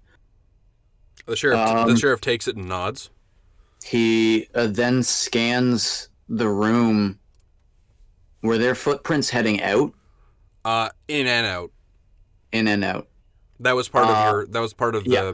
the investigation you guys did coming in. Same amount of same number. Yep, 6 goblins, Okay. 1 humanoid. That's cool. You can absolutely solidify that information now. Yeah. And then How far can the tracks be followed? Roughly. is the daughter's coffin in here, or was she buried somewhere else? She didn't make it out of the fire at all. Her remains were never found.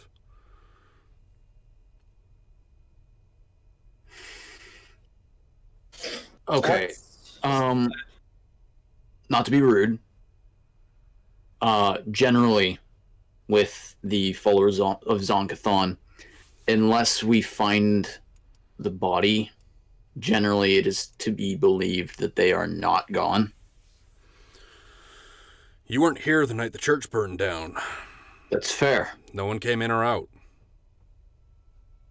True. We were here. We watched it blaze. We tried to put it out. Yep. Nobody left that building, and Noalia wasn't able to get out. Nobody could have survived that. We only assumed that she was effectively burned to the point of being ash. Yeah. Did Father Tobin have anything of value on his corpse when he was buried? No, he was a very spare man. He didn't really believe in belongings,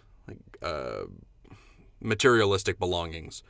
He wasn't really one to wear jewelry or anything like that. He was very much just a man of faith. He was a very good man from what we remember of him. Well, so it seems like Tor's theory is more on the nose than, I don't know, potentially grave robbers. So.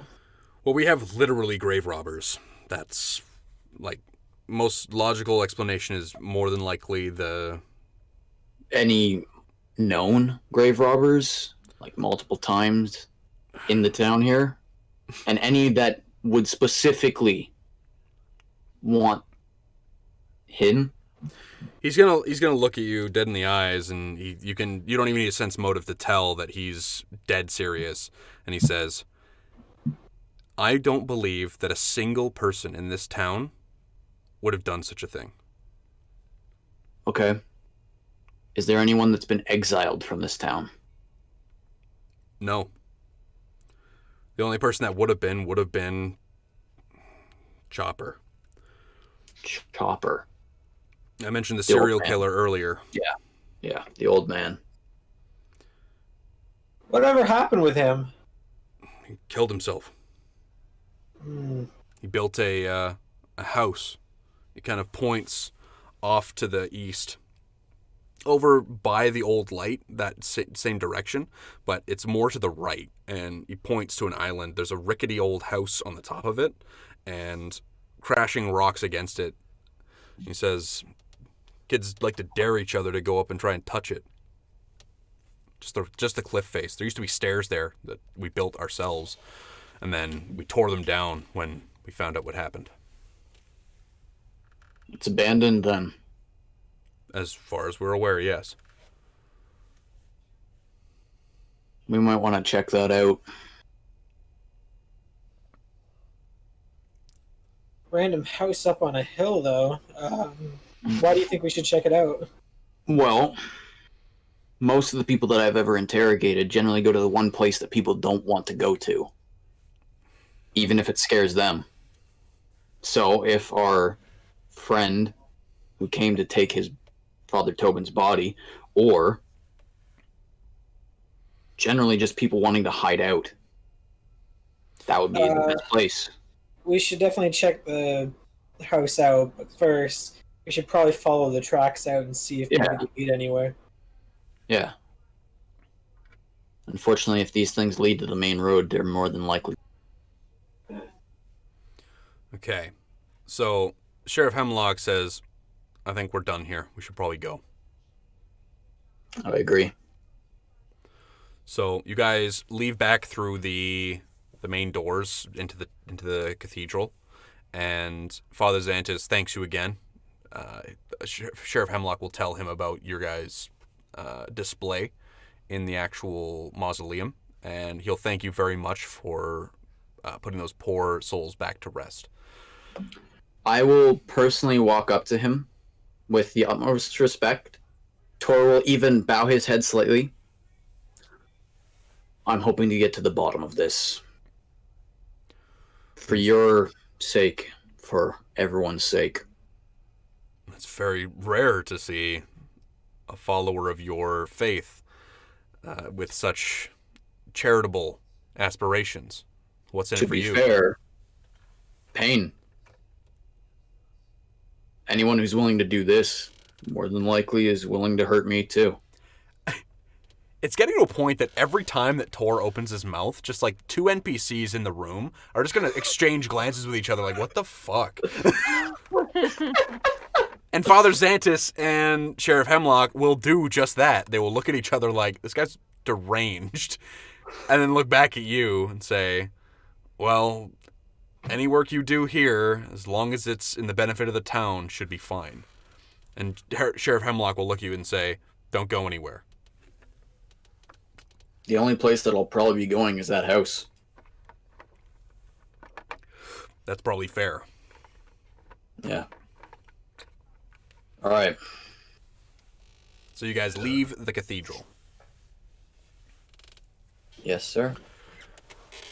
Upon leaving, a number of women, as you guys are walking through the city streets, Sheriff Hemlock, upon parting, he will tell you, if you're so set on going to Chopper's Island, just make sure that it's at low tide.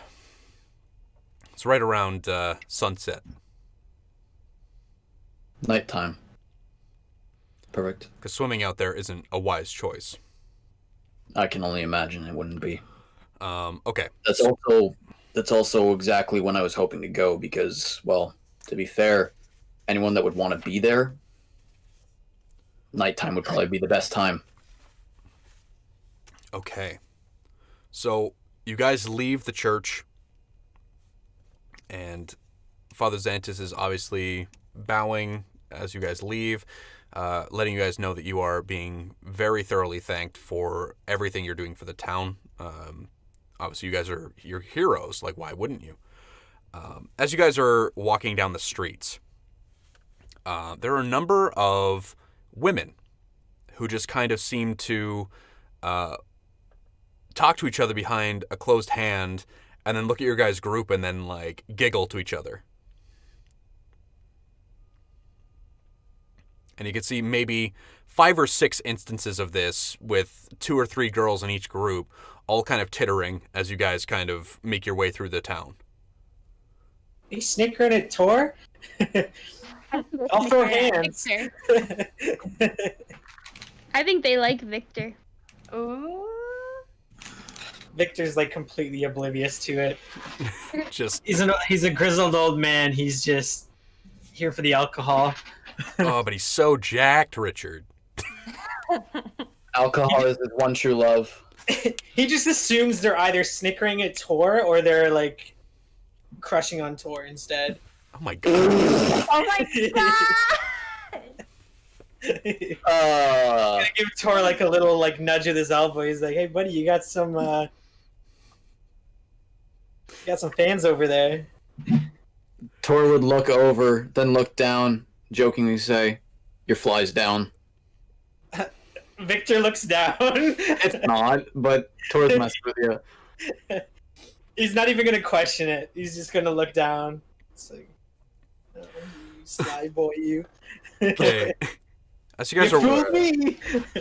As you guys are walking through the town, a particularly attractive red-headed girl comes rushing up to you guys and puts her hand on your prosthetic arm, Victor, and she says, "Oh, thank goodness I found you.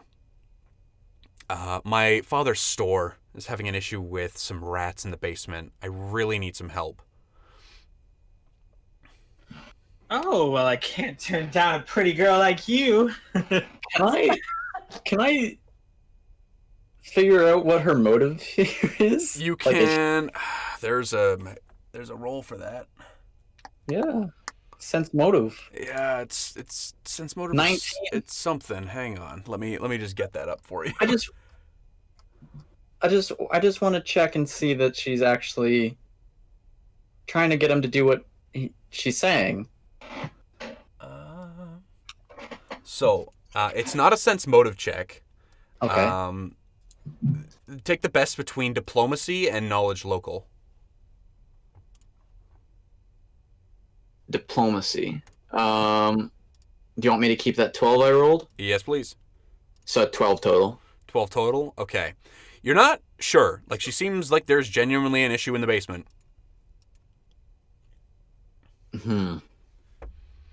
She looks at the rest of the party and she says, "It's not such a big problem that it requires all of you, though. I think one capable individual would be good enough." Oh, But- Hey, wait. Hear me out on this. If you have more of us, it goes quicker. And besides, you don't have to pay me or anything. I don't care. You're scary. Yeah, I am. Thanks for noticing. Like, it's just going to be just a straight shot, like, "You're scary," and then she's going to turn back to Victor. I just need one capable individual. Yeah, I think there's a problem in her basement. All right. Send Knox. Victor smiles like he's gonna go off. Like he's got no reason not to. Wait, Victor, Jumps send into my Knox. arms, looks at me Yeah. like, "Do not send me in there." Good luck, Victor. By the way, if it's a couple of rats, I should be able to handle it. Okay. You might need it. You go down one of the side streets and you end up on the main street and you find yourself at Vender's general store. You make your way inside and Ven welcomes his daughter to the house or back home into the store. She says, "Just going down to the basement. He's helping me with the rat problem that you won't deal with." He says, "Okay, sure, whatever." And then you guys head downstairs. Okay. Richard. Uh-huh. Let's get some things corrected here. So we're going to hide you and you and you and especially you. And we're going to hide Sheriff Hemlock. And we're going to bring up Shayless Vendor. Ban me, I dare you. Oh. Sorry. I told you, she's a very attractive looking redhead. Don't dare them. They'll do it. Oh, damn. Well, then Victor made the right call. So you head down to the basement, and you see you see that you just kind of you look downstairs, and it's a very spare basement. There doesn't seem to be a whole lot there. You don't see any rats, which is surprising. The only thing look well kept. It does look well kept. The only thing that you can see is a cot in the back corner. And as you turn around back towards the stairs to be like, what the hell? She's removed her bodice and comes up to you and attempts to embrace with you. Okay. Kind of situation. You can hear the slight awkward oh. I'm actually gonna have to go through with this now. Oh no, I'm committed. All right, Victor. You better have high fortitude, because she's. Oh no! Oh no! Oh, brother. Content. Oh. If she attempts to embrace Victor, Victor's all for it. He's still a little drunk from the morning brew, right? Yeah. Okay. I mean, he's had a bad day. He failed that whole. Oh yeah, this would probably be the day after. So this is definitely a nice rebound from that. Yeah. So you guys are doing what you do. You've moved over to the cot and are doing some things. Richard, I need a perception check from you. All right. Perception. Sorry, every now and then my mouse gives out. That's pretty good. That's a 19. Richard, you can hear footsteps coming down the basement stairs. Ooh. Large, I know what this large is. footsteps. Looks like Victor's bad luck doesn't end here. He's gonna jump to attention. Okay, so you jump up. Your pants are around your ankles. All right. And your vest is not on. You're shirtless. I didn't need it anyway. Your hair is askew, and your face is partially covered in... face and earlobe and neck are covered in lipstick marks. All right. Who's coming down the stairs? Is it just her dad? Because I'll keep going. Oh my god! What? What? So, first of all, what the hell, dude? Sorry. It's okay. Tor's messed up, but it's a little awkward, bro. Okay. The man comes downstairs. He's got a large, bushy beard, and he's got a wide brim hat on. He comes downstairs. It seems like every time he puts a foot down, and it's like the stairwell quakes a little bit. He's a large man, but he's not a fat man. He is broad. Ooh no. It's her big brother. No, it's her dad. Oh no. And he comes downstairs. His daughter kind of grabs his grabs the blanket she had draped over this cot and holds it up to herself, trying to preserve her modesty. As her dad comes down the steps, he looks at you, he looks at her, and his face goes from like confused as to what he was hearing to angry to angrier as his as his face just continues to get more and more red, and you're worried that when this kettle reaches a boil, you're gonna have it taken out of your ass. Sir, bluff. The rats did this. I swear. The rats. They grabbed my shorts. See, I didn't wear a belt today, so.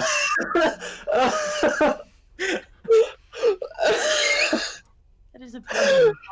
Oh god, man. And my shirt, they practically ate it. Oh, Victor. Okay, Richard, give me a bluff roll. You need like some natural 20, man. Oh, The best part about this is it's an opposed roll. Let's see what I get. That's an 8 total. he's not having it. He's Oh, man, I'm dying of laughter over here. So you're going on about how the rats were the ones that pantsed you and stripped his daughter naked on the cot when he knows there's no rats. That was pretty much what brought him downstairs. He was hearing noises and he's like, "We didn't have a rat problem. What do you mean?" So he comes downstairs after about 20 minutes of you guys being down there. yeah. But now that beet red is starting to turn almost purple. He's fuming, and That bro ain't breathing. And you keep Just keep take a deep talking. breath. You keep talking, and he gets more angry and more angry. No, sir, we didn't do anything. And we literally, like, I'm waiting for Victor to be like, "We just started, man. Just leave." It's just a cheeky snog, bro. look, you seem like a reasonable fella. Reasonable. I'm Oh, God. Reasonable. Bye. Brevin needs water. Oh God.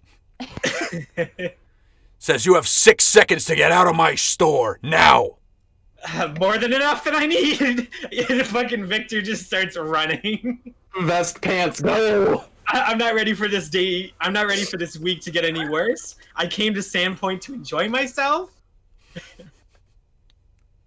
I'm not gonna get into a fight with this old guy. I'm up and out of there. He's probably the most capable person to actually go one-on-one with you, if I'm being perfectly honest. You said he came in. He had broad shoulders. I assumed he was strong. And I mean, look at that guy. That guy fishes. Oh, his hands look like they were the size of shovels. You had enough time to... He's got forearms thicker than my thighs. So, like, you know how Popeye has really big forearms? Yeah. He's built on that scale. Like, you're surprised he's a human, that he has forearms like a dwarf. But Also, human Victor knows size. he's in the wrong. He's just... Yeah, you're Just trying wanted a good you're time. trying to smash his daughter. Like, that's not the play. She wanted to smash, and I didn't see any controllers, so As I had to figure something out. sorry, as Victor kind of passes him to leave, he's like, "I swear I thought she was a prostitute." Out! And just- Actually, hold up. Your ass. Yeah, Richard, roll initiative. I went too far. I'm sorry. Oh dear God, man! Did I think I was gonna have to use this stat block? Absolutely not. Am I glad I have it? Absolutely. Bro, you did this to yourself, man. Zonkathon is both pleased, and Brevin is just—I'm just so awkward right now. Oh, this is brilliant. Look, I'm sure prostitution is very bustling in Sandpoint right now. So you just wanted a It good gets deeper time. and deeper. Tries to make things better, actively makes them worse. What is Victor's charisma? Oh my God! Not good. No. Oh goodness! He's all smiles and good looks. He's like, but he's Yeah. dumb as hell. Richard, the moment that you realized you fucked up was when his knuckles popped from being clenched so tight. Oh no. What's your initiative total? 12. Okay, you're going first. Oh god. Is he right? Is he like right next to me? Oh yeah, he's gonna pop you one. Oh. Just book it. Holy shit, man! I'm gonna book it out of there and try an acrobatics check to avoid his attack of opportunity. Give me the roll for the acrobatics check. Oh, 18 plus 4, so 22. Okay. So he's got his his right hand balled up, and you can tell he's right hand dominant just based on the number of fights you've been in. And you can also tell that when he winds up the punch, that he's done this a lot. that this is absolutely something he's very good at. And in different circumstances, you'd like to spar with him. However, with his daughter screaming behind you, like things like, "Daddy, I didn't know," like, "Oh my, thank you," so, like just shouting. He comes up, swings, you duck just in time. You nearly baseball slide to the bottom of the stairs, under his fist. He punches into a wooden support beam. But the thing is, it doesn't even slow him down. Normally when somebody punches something, they have to like shake their hand out and that hurts and it sucks. But this time, he hits the post and then looks back at you like, you better run before that's you. And you're able to proceed to sprint headlong out the general store. Congratulations! You guys are banned! Can I have a free action to say to the girl downstairs, maybe next time? Oh my god, man. You're just making it so much worse. So you're calling back down at the top of the stairs as you're like running out, and when you say that, you can hear the footsteps coming back up after you, and you know it's time to get going. Oh, I'm out of there, just down the street. Cardio for days. We just see Victor running down the streets. Get going, get going, get going, get going! No, here's the best part. Victor, still trying to tug his pants up, with no shirt on, basically holding up his pants with one hand and bolting with his other arm pumping, just trying to get the hell away from the general store. You guys are super banned, and I mean like all of you. This is not a this is a package deal. You are all banned from the general store. Oh no. Whoopsie.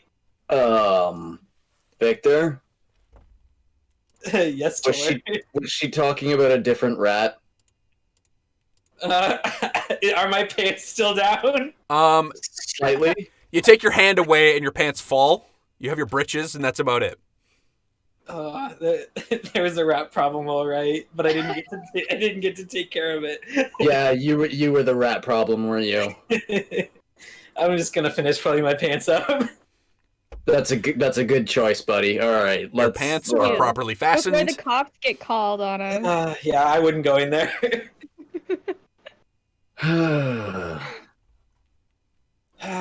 Did Victor at least get to second base?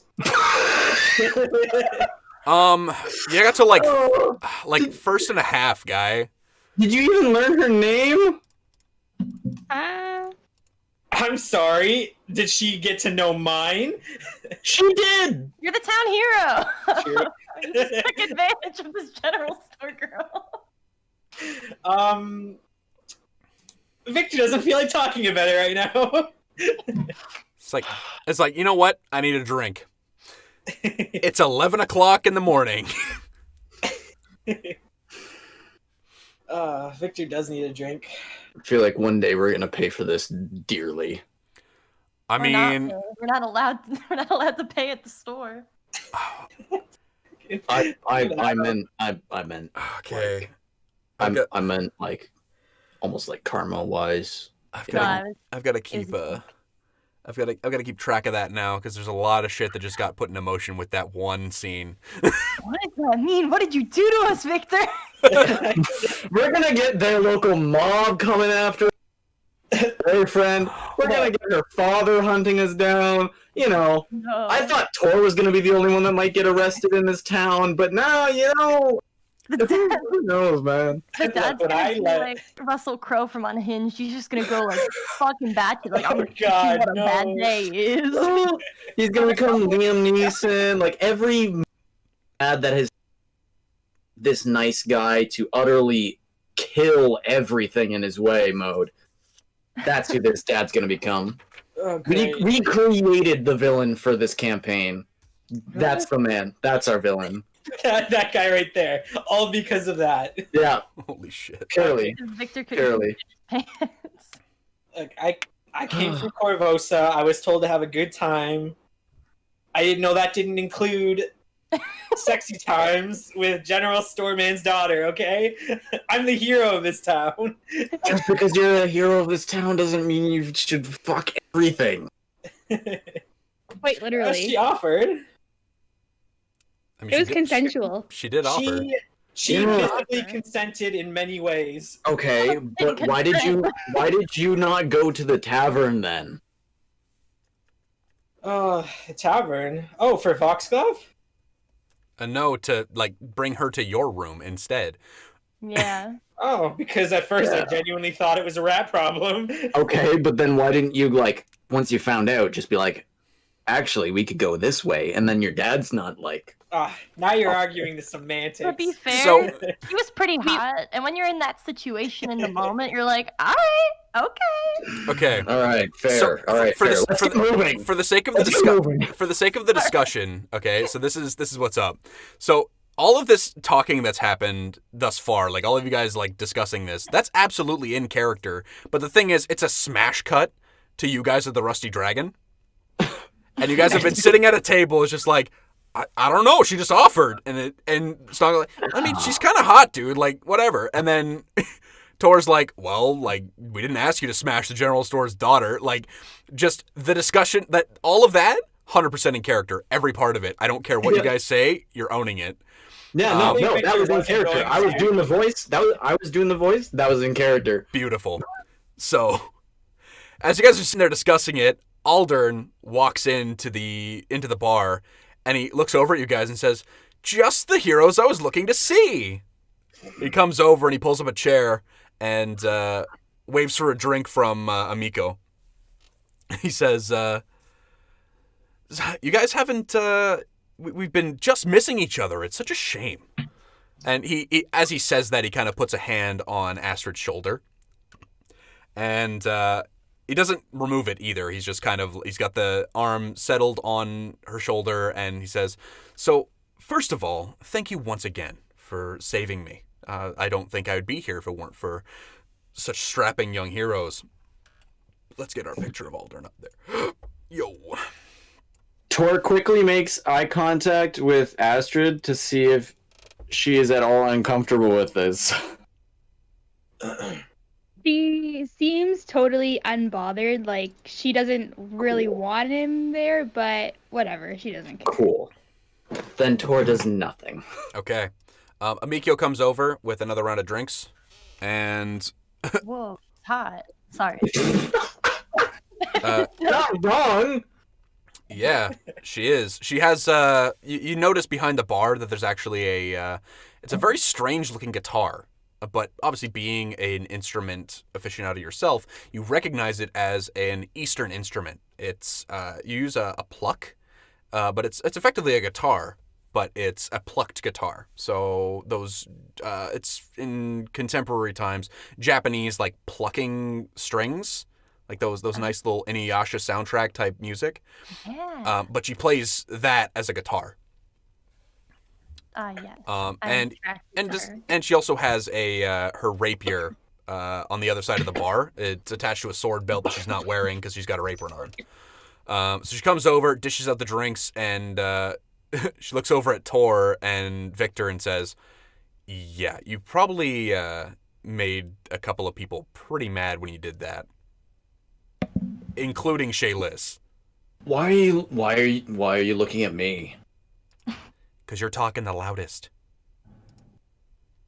And you guys kind of look around and notice that everyone's kind of looking at you a little bit. Like, whether it's like just kind of furtive glances or just like kind of looking over at you, or like when you look over, somebody turns around.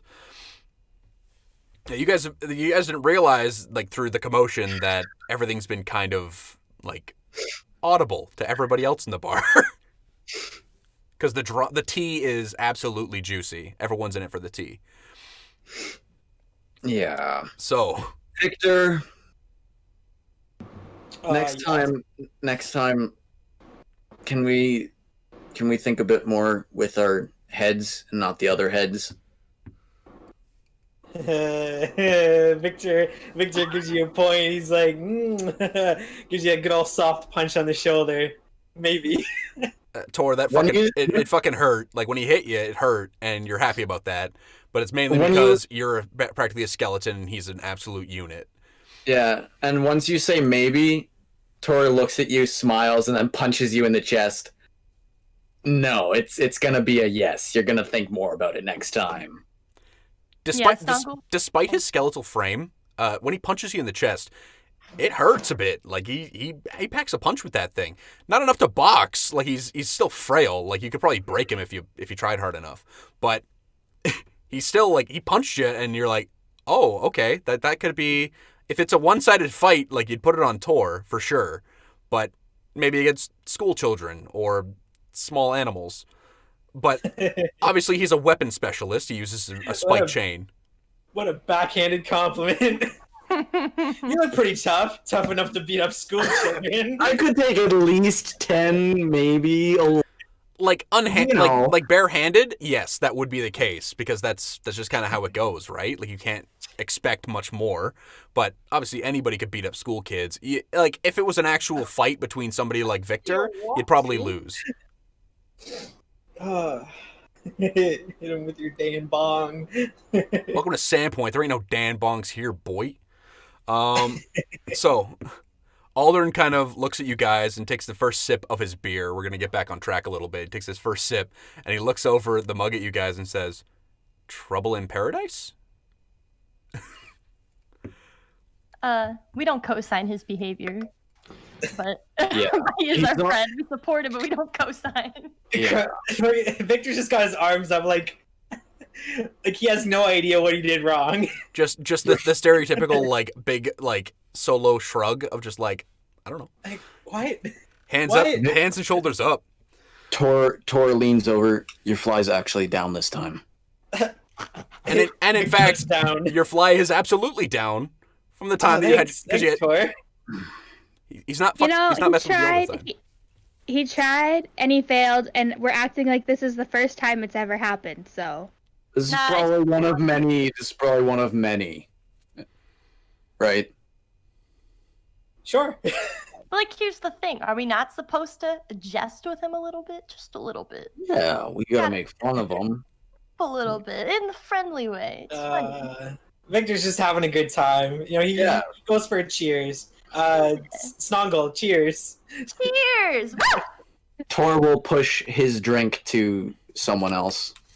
Aldern will take the drink, and Amikio returns back to behind the bar and starts dishing out more drinks.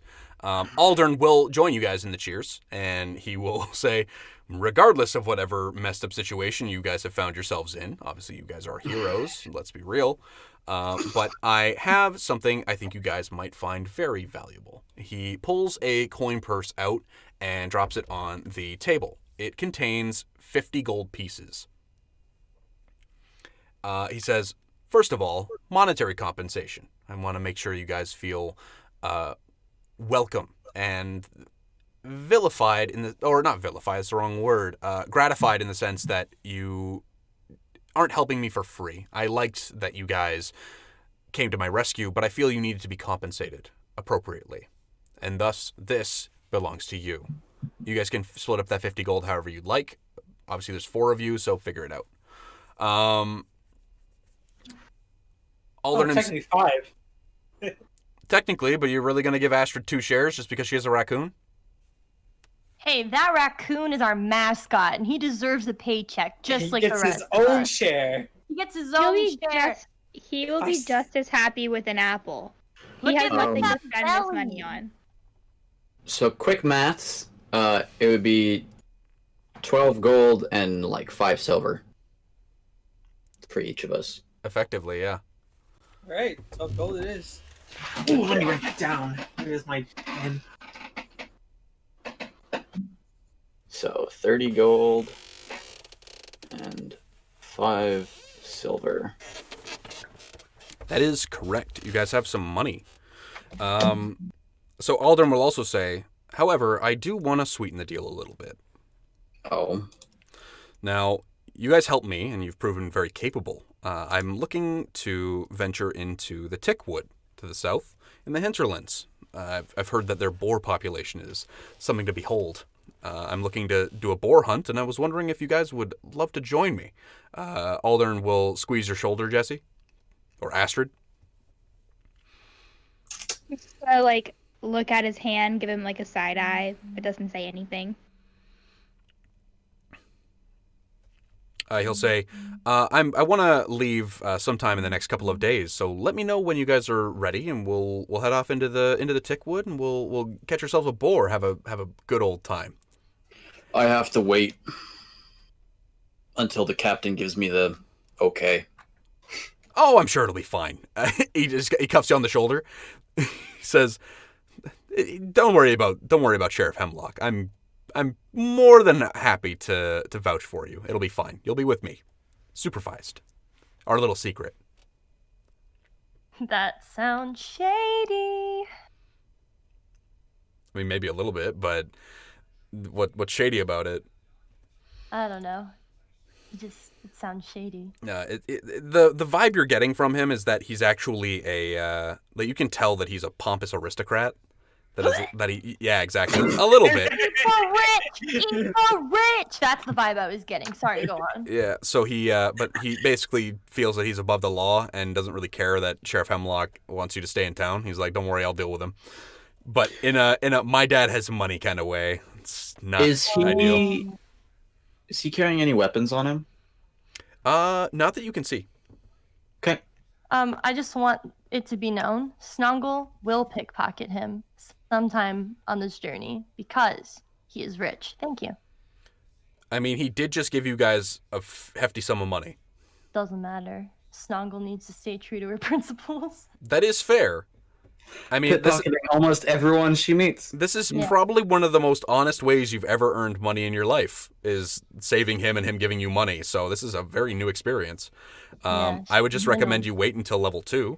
Because, we're waiting. Yeah, because when you actually have skill ranks in sleight of hand, we'll probably try that again. That's what I was thinking. Yeah, I gotta give it a minute, but I want my intentions to be known. Thank you. Have a nice day. Yeah, thank you for joining me on my TED Talk. So Aldern, he pounds back the rest of his drink and he gets up and he says, "Well, I have plenty of people to see and people to see me as well. I'll hopefully be seeing you in the next couple of days. Come find me. I'll be here." And he finishes his drink, throws literally flicks the silver over to Amiko, who literally, she's got her head down in one of her, she's changing a keg.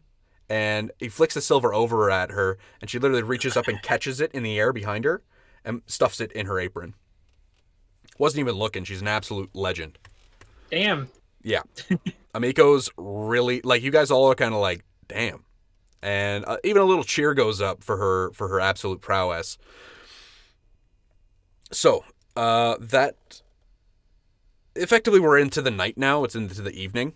You guys are able to go and explore Chopper's Island if you'd like to. I will be. I don't know if anyone is joining me, but before we fully head out, I would be going to let the captain know we're going over there.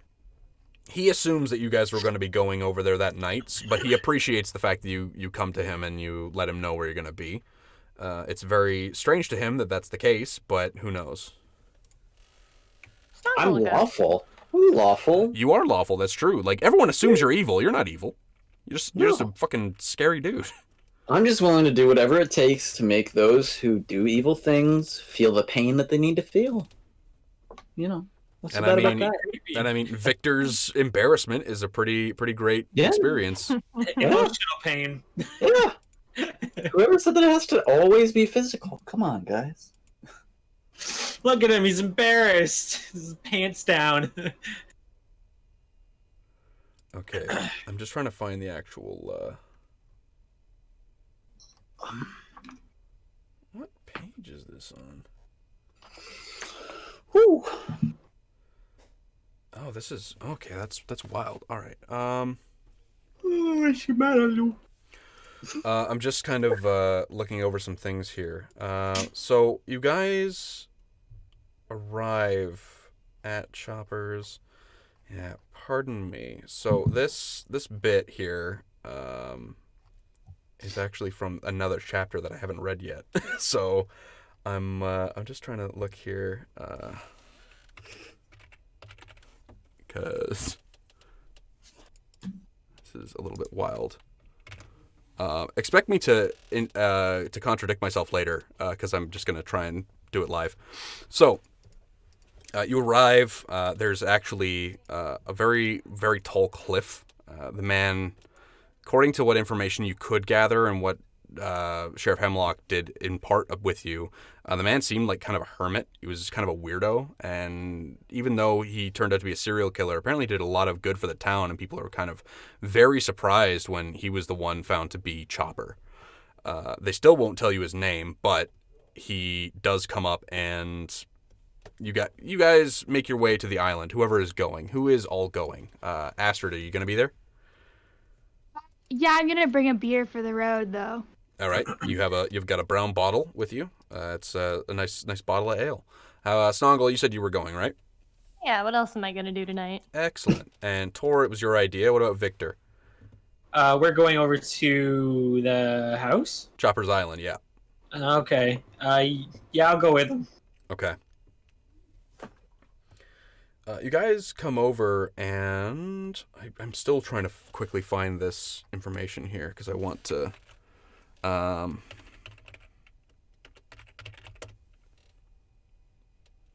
just trying to get it. Come on, search for me. Come on. Ugh. Come on, everybody, come on. Come on, everybody, come on.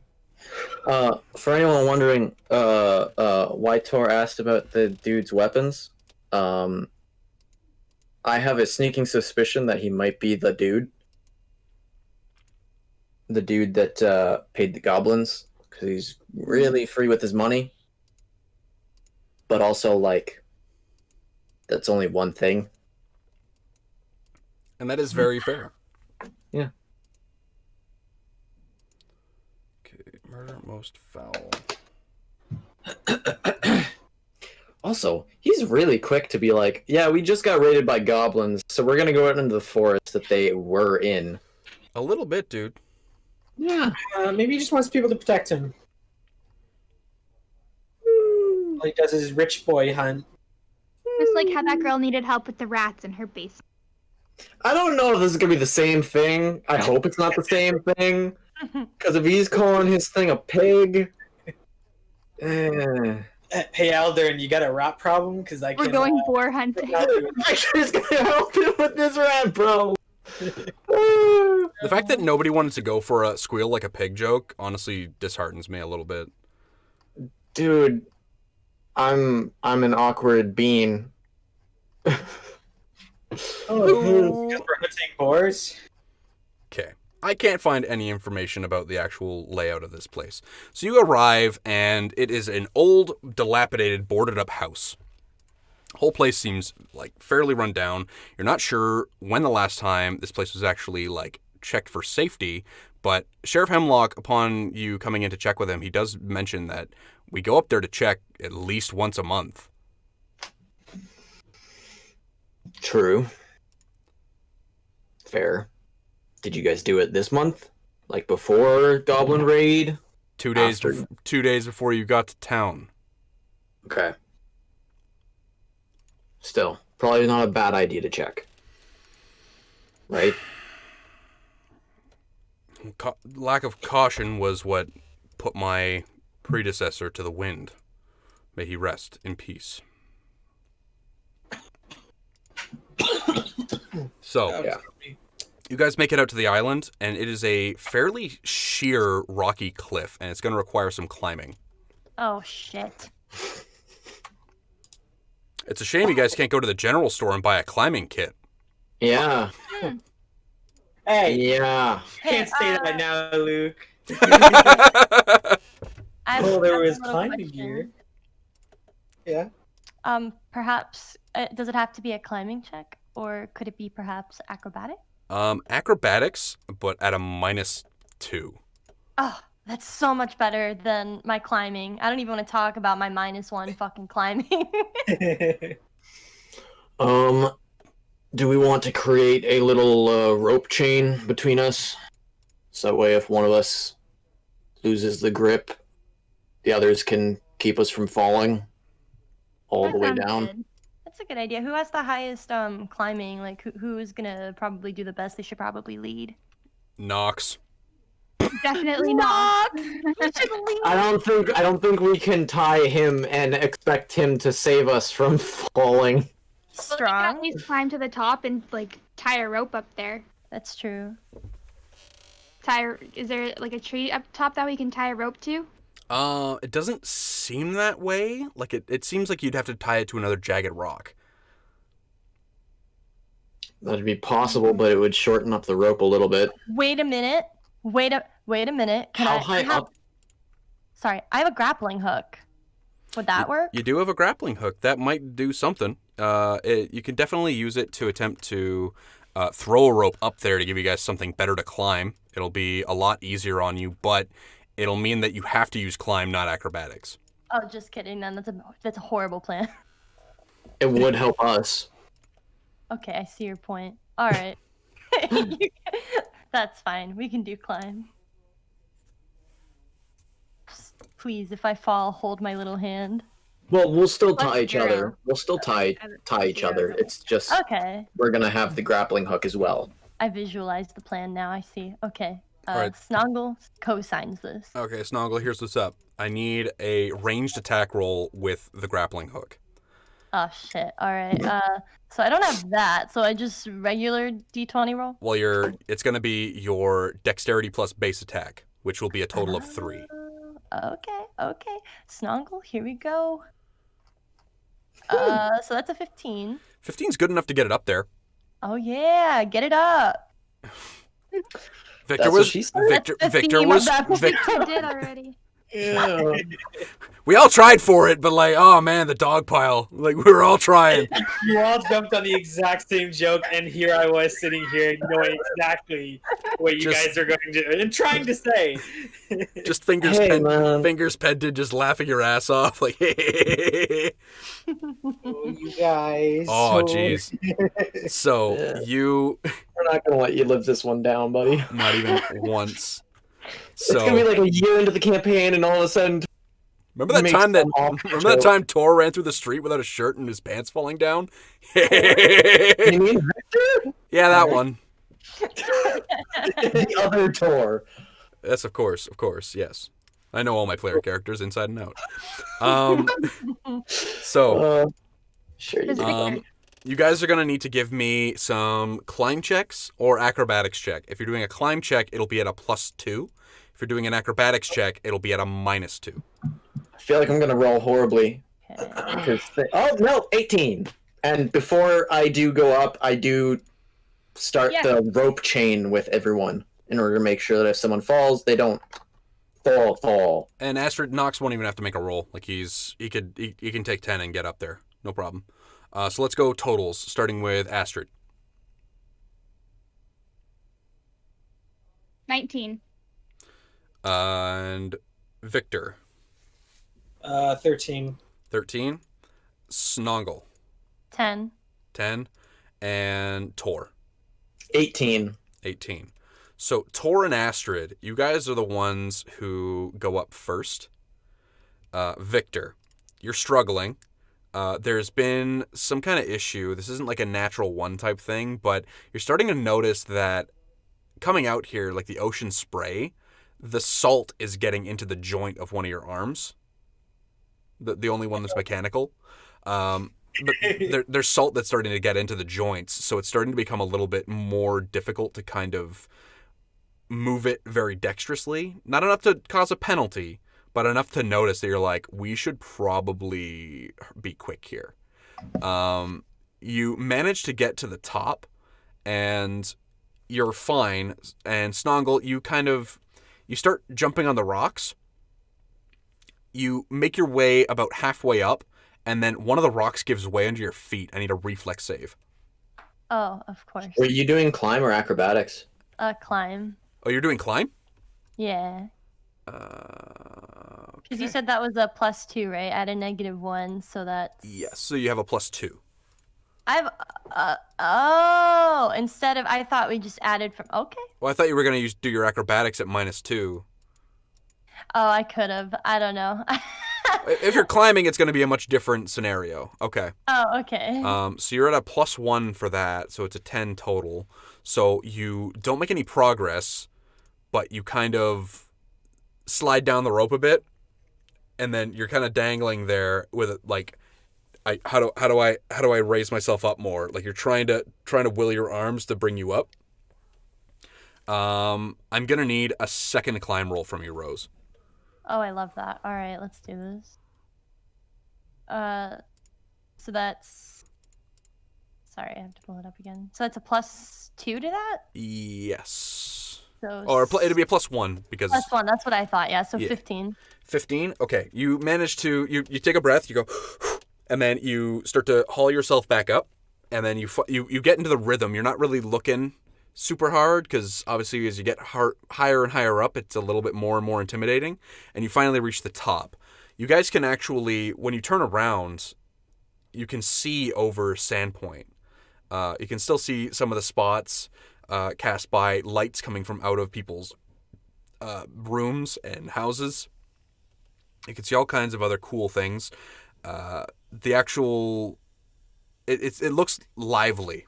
The whole city the whole town is lit up with candlelight and torches in the streets. You can see an occasional guard walking up and down one of the pathways, which obviously they've increased the watch because they're trying to make sure that nothing like the raid happens again. You come to see Sandpoint in all of its glory. From the old light to where the rusty dragon sits, you can hear the carousing and the partying that's going on as the sun dips below the horizon. It is now dark, so anyone who wants to cast light can do so. Hi! I cast light. There's 2 of you that can. Yeah. Tor, somebody light up my arm. Just make the whole arm glow. Sure. Tor will make Victor's arm glow a sickly red. Oh, this is cool. You're kind of like waving it in front of your hand in front of your face, like twiddling your fingers, and they almost leave like a red contrail as you move. It's almost like your arm is neon. Tor will, seeing him do this, will lower his arm. People on the shore can see that, and they might think we're trying to signal something. So unless you're intending to flip off Sandpoint at this point, you should probably get either somewhere a bit more hidden. Like it's casting 30 feet of light, but it's definitely not the worst. Just flip off the general store owner. You really want to start that war again? No. Fuck you, Van Vinder. Your daughter's a whore. I just slowly start walking Victor towards the house. Let's go.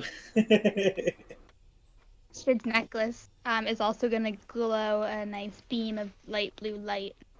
That ice blue that clashes horrendously with the rest of the light. It almost bathes the place in a purpley glow. It's kind of like a weird off purple. We're the discount version of frickin' Jon Snow and Daenerys Targaryen. Fire and ice, you know. Yeah. That's cute. Watch Game of Thrones. I never watched Game of Thrones. I get the reference, but I didn't like the show, so everything's fine. Yeah, no, that's fair. Sorry, That's bro. fair. I watched up until the 5th season. I watched the 5th season and then stopped.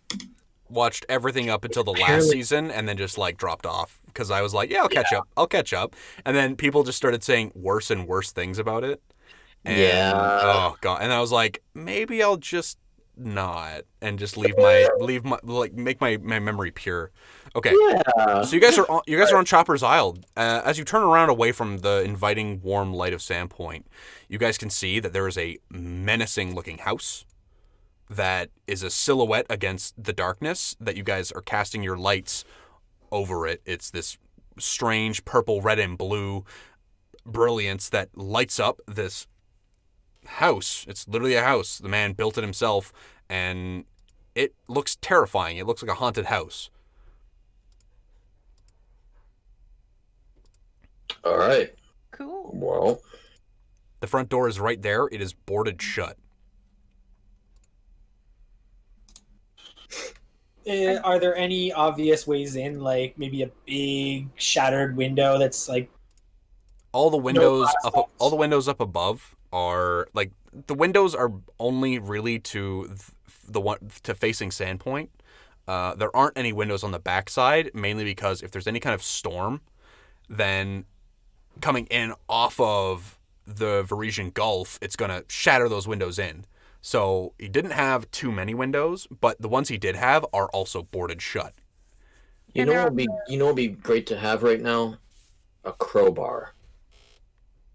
Anyone got a crowbar? Let's see. Everyone's just checking their bags. But so are there windows on the so they're on the bottom floor, but they're boarded up, like to where we could hypothetically access it.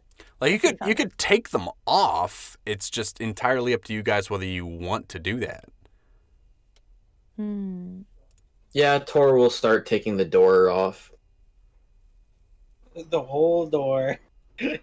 Yeah, screw that. We need a quick exit if things go bad. Yeah, so does anybody have the crowbar? No. I don't.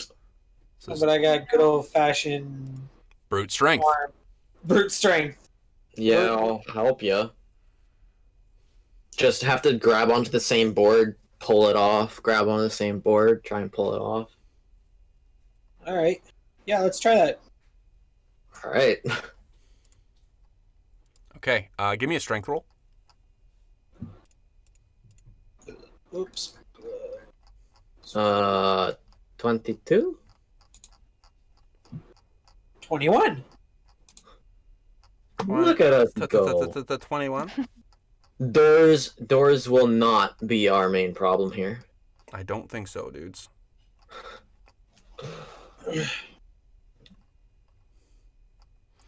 I think I found where the actual information is that I need for this. I said... Okay, so it should be right after this bit.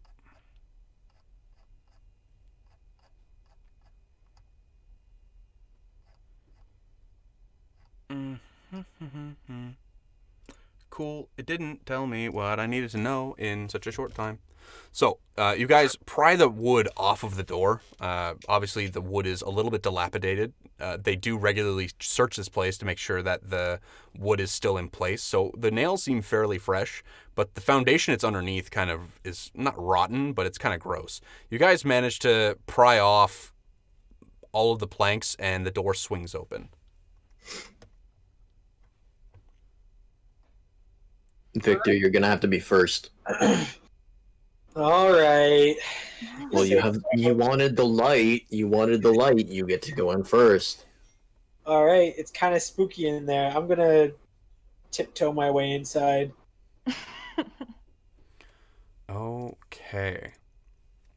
So Tor lets the ladies in front of him, and then he'll be at the back. So you guys kind of make your way in. The house seems like it was semi-lived in, like it not recently, but it looks like everything's covered in a fairly thick layer of dust. The floor itself is also covered in dust. There's a number of wood carvings. There are plenty of wood carvings all over the place. So you guys are kind of going through and you're looking at all the things. The man seemed like an incredibly talented woodworker. He was very good with his hands, especially Victor. You'd recognize that he, like, having the knowledge of, like, how to craft your arm and things like that. The things this man can do with wood are fantastic. That he was a very talented artisan. You guys kind of make your way around, and you go around and do your thing. You manage to investigate a little bit. I'm going to need you guys to each give me a perception roll. Teams of 2, so one person can aid whoever's in the teams. So whether somebody's got to be with the people with light. Only person that wouldn't have to is Snongle, but do you really want to be here alone, Snongle? You're probably the most ingrained in this folklore than anybody else. No, I don't want to be alone. Snongle, support me. Scared, but Tor will aid Astrid. Okay. So our casters go off one way, and our martial people go off the other. You guys have all kinds of cool adventures here, for sure. So Astrid and Tor, who's going to be making the perception roll? I have a +9, so Yeah, her. Okay. Tor, give me a roll. Let me know what you get. 14. You succeed. Astrid, you'll have a +2 to this. Plus 11. 21. 21. 21. And Victor and Snongle, who's making the roll? I have a +6. Then that's you. Alrighty. I have a +4. The guys are the supporting characters in this. All right, So so that's 15. 15 to aid? I don't know. Oh, I think I was aiding hers because hers Oh, was yeah, higher. yeah. So my aid is 9, 10, 11, 12, 13 to aid. You succeed to aid. And Snongle, what's your total with the +2 from aid? Oh gosh, wait. So I have my +6 plus the +2? Yes. Oh, okay. So 9, 10, 11, 12, 13, 17. Sorry, I'm so bad at math. 17? Okay. I do the same thing. Yeah, I'm even going like back to school putting the for hands out. So, Tor and Astrid, you guys head downstairs. Obviously, because Tor is more inclined to be closer to hell. And Yeah. You're not wrong, but can you keep it on the down low? So Jeez, man. Don't gotta call me out like that. so, Astrid will be following in your stead. Your raccoon, Nox, is not thrilled to be here. He doesn't like the energy. He's not digging the vibes. Snongle and Victor, you guys will be heading upstairs. Victor, you're kind of holding your arm up over your head to illuminate the way. It's like you're holding a lantern, but your arm is the lantern. Yay! You slowly make your way up these decrepit, creaking stairs. Snongle is fine to go up them, but Victor, I'm going to need a reflex save from you. Reflex! That is a +4. So. 11! So you test a step because you think it's going to be kind of meh. It doesn't look like it's going to hold your weight. So you go to skip up to the next step above it, and that one, as you put your weight on it, collapses, and your leg is now stuck in the stairs. Oh, this is awkward. I'm gonna try to pull it out. Like, I don't know, like grab onto the railing or something like leverage myself up. Okay, give me it's going to be probably another climb check, I'll be honest with you. Alright. Climb is a +2. Yep. Roll. There's a 4. There it is. You reach up to grab the railing. You reach up to grab the railing with your prosthetic, and as you latch your hand onto it, the salt in the actual joints, it contracts. Not the salt, your hand, that it's messing up with your actual interior mechanics. You grab onto the railing, go to pull yourself up, but you accidentally pull the railing out of the actual wall, and it collapses. Oh my god. Be right back, Snongle. Is there any way I can help him?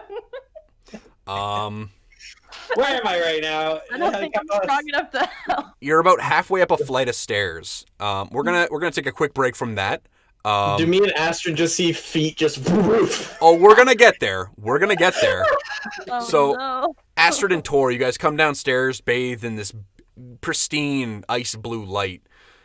You guys make your way down into the basement. You guys can see that this place was, at one point, it was a very crude workshop. The place looked like it was potentially a better, it seemed like it was used quite frequently.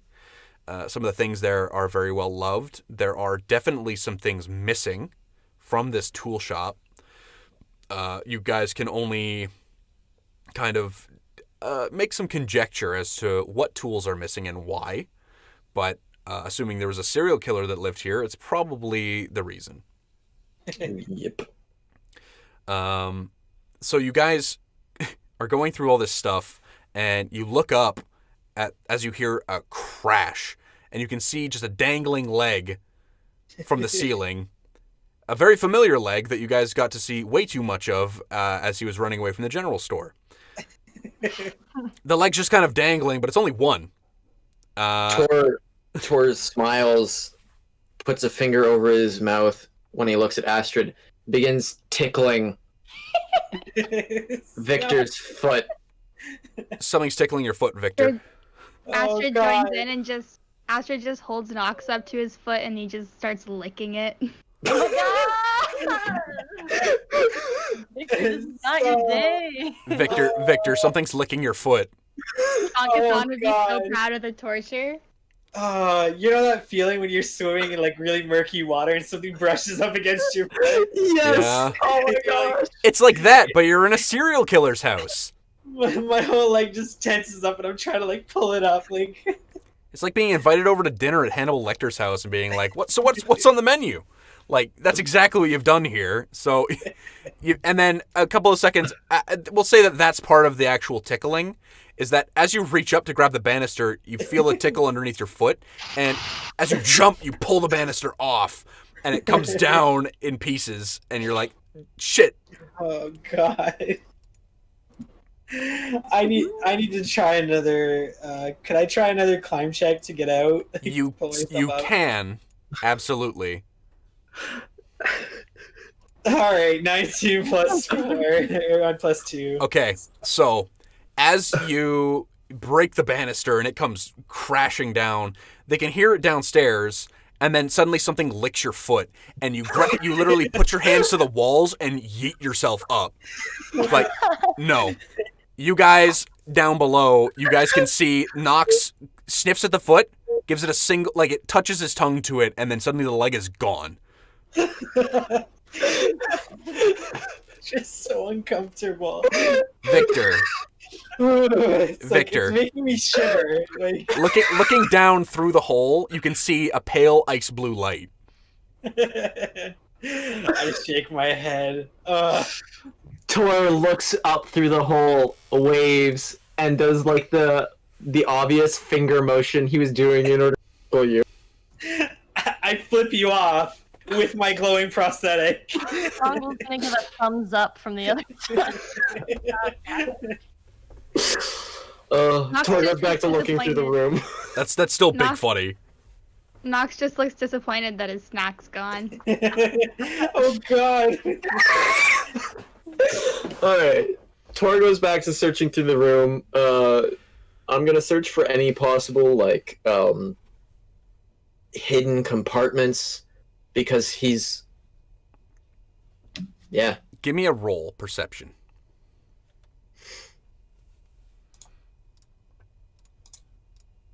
Dirty 20. 30-20. Excellent. So, you guys are kind of like coming down from like the giggle fit that was Victor getting bullied. No bully. Stop. So, as you're kind of like stepping back and like moving further over, you step on a part of the floor that creaks different. It's kind of weird. It's almost like a trap door. Tor once again puts his finger over his mouth to Astrid. He draws the spiked chain, and he opens finds the opening where like the handle would be, and he opens it. So it's kind of like a weird amalgamation, right? So like normally when you have a trap door, there's like a ring set in the floor. Yeah. But for this, they used a knot in the wood to actually disguise it as you put your finger in and use that to lift it up. Clever girl. So the boards still line up perfectly. It just creaked a little bit differently. It's like the sound resonating underneath was the only thing to really give it away. Cool. All right, then I will do what I need to do in order to open it up. I've got the spike chain out. Spike chain's there. You lift open the compartment, and the only thing in there is it's matted with old, like, already coagulated and like rusted away. It seems like it was used as like a weapon to kill somebody, but it seems like it was this one particular thing was stashed here, and it's something that the sheriff never found upon his investigation. Obviously he was wrought with stress and other emotional issues from the rampage that was the recent unpleasantness. Thank you. That's the problem, because the misgivings is another thing, and that's why it keeps coming to mind, because it's kind of like Either way, we'll get there in due time. You find that there's just a rusty old cleaver that was caked and rusted with blood. It seems that it's been left here for close to 2 years. It's just the cleaver. It's not like a place you can it's not like a hidden room. It's just that spot. Nope, it's literally just it's as if there's a small crate that was put underneath the house, that this spot opens up, and it's the interior of that crate. Cool. Tor will take it out. Okay. You can mark down that you have a we'll say it's damaged, so it's effectively a broken rusted cleaver. Yeah, he won't be having this for long. Anything he's finding, he's going to be taking to the sheriff. That's fair. Back to upstairs. So, Victor, you finally we're going to cutscene to you guys finally make it to the top of the stairs. Snongle, you're still trying to hold in your laughter from Victor jumping literally a mile in the air, which was big funny. You guys make it to the top step, and you can see down the hallway. There's a door to your right, and there's a door at the end of the hall. All right, I'm going to try the door on my right. Okay, you open it up. It seems like it's a room that was used primarily for storage. The things in here are moth-eaten and lice-eaten, and everything about it is just kind of torn apart.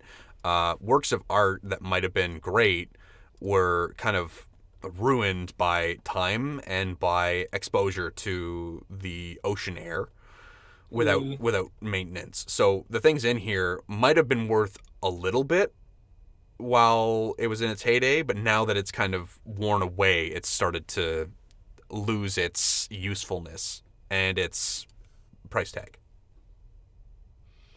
A lot of things are covered in sheets. You'll take some sheets off, and it'll reveal termite-ridden furniture that's fallen to pieces.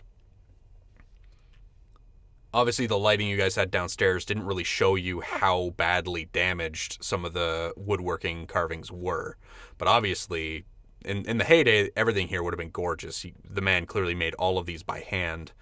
And unfortunately, as much as the art is gorgeous, it's like when a musical artist has a bad rap for a thing, like all the music artists right now, because Hollywood's corrupt. But specifically Lost Prophets, that kind of thing, and you can't listen to their music anymore. You can't appreciate the art because the guy who made it is a serial killer. Yeah. So there's nothing in there that's really redeemable? Nothing really. You guys can give me a perception roll, though. Oh, Each of you can give me one. All right, I'll take a quick look around inside. Dice plus 6, that's a 17. I like the little jingle you got there. Thanks. And Luke, do you mean all of us? Specifically Just those two. Snongle and Victor. Okay. So. 23! 23? So, 23-19. So, Snongle, you do find a pair of, they look like they're still moth-eaten socks, but they were on the bottom of the pile, so they only have small holes in them, and they look like they might fit you. It's like they're socks made for a kid. Ooh, kid socks. Baby on. And the fact that Rose completely glossed over what a red flag that is, Oh, just kidding. That's a big red flag. I immediately went, oh no. Oh, sweet socks! I'm sorry, I'm not a smart gnome. Oh, cool, kid socks. Oh, gross, kid socks. Victor, you will find a very well made. It seems like it's the only thing that isn't it seems it was treated properly. Like the actual like treatment of the wood was done very well. You can actually find it looks like a prosthetic. It's a prosthetic arm. It looks like it looks like it's fitted for the right arm, but you think that with the right modifications, you might be able to make a spare arm for yourself. Oh shoot! I mean, just somebody else lost their left arm. Or it'd be the right arm, but maybe somebody did, but then before he could give it to them, maybe things started to go a little bit unpleasant. Yes, I'm gonna take up that prosthetic arm and I'm gonna look it over later. See if there's Okay. anything I can. There is, like, upon, like, picking it up, you can see there is some minor damage. But, obviously, if you leave something alone in a house for a year and not touch it and let it expose to the elements and dust and bugs, obviously some things will get gross. You do see that a spider crawls out from, like, underneath it as you pick it up, and a couple of silverfish go skittering away into the darkness. Ew. But, yeah, nasty, but not the worst thing it could have been. So, I'm just gonna look at Snongle and like show her the arm and be like, how conveniently weird. Yeah, keep the cannibal arm. It'll come in handy. And smack Yeah. people with it. for clarification, Chopper was not a cannibal, but sure. Oh, my bad. Sorry. That man's was just a Ted Bundy, just a serial killer going around axing people. Oh, I just He liked the assumed murder it was a part, not cannibal the eating. earlier. Okay, I see. The murder part is the only important bit. Let's be real. So Yeah. you find a prosthetic. There's still a room towards the end of the hallway. By this time, Tor and Astrid, you're probably back into the main foyer. And if you guys want to look around, you can both give me perception rolls.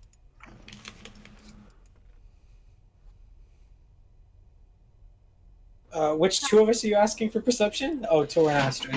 The two that didn't before. So 12. So 12. in order, Astrid, 21. 21, and Again. and Tor.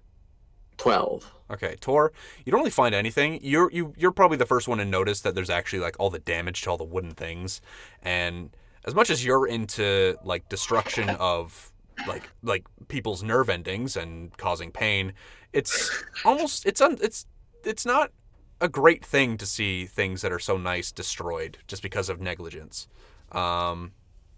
You actually have a flashback to one of your teachings as a young priest of Zonkathon that you actually learn some of the teachings of Shelyn as well. Shelyn, as a goddess, she is actually siblings with Zonkathon, and Shelyn is the goddess of art and beauty. And although we don't really care about the fall, like this is something that somebody told you in your cloister that you were at, is that although we don't really care about the actual followers, we still try not to do anything to advertently like break things. Like you still try to preserve some of like the art, because like making art is suffering. Like look at some of the more prominent artists in our day that they make things, and that's a reflection of their suffering. They've taken their time, they've wasted their time, and it scalds them to do so. So Kanye. gang. But you do find that the art is something that you don't really want to see damaged, and that kind of sucks a little bit. Not in like a pain way, but in kind of like a, oh, what a shame way. Astrid, however, you managed to find a tucked away in one of the corners. It might have been a walking stick at one point, but it looks like it's actually a pretty serviceable quarterstaff.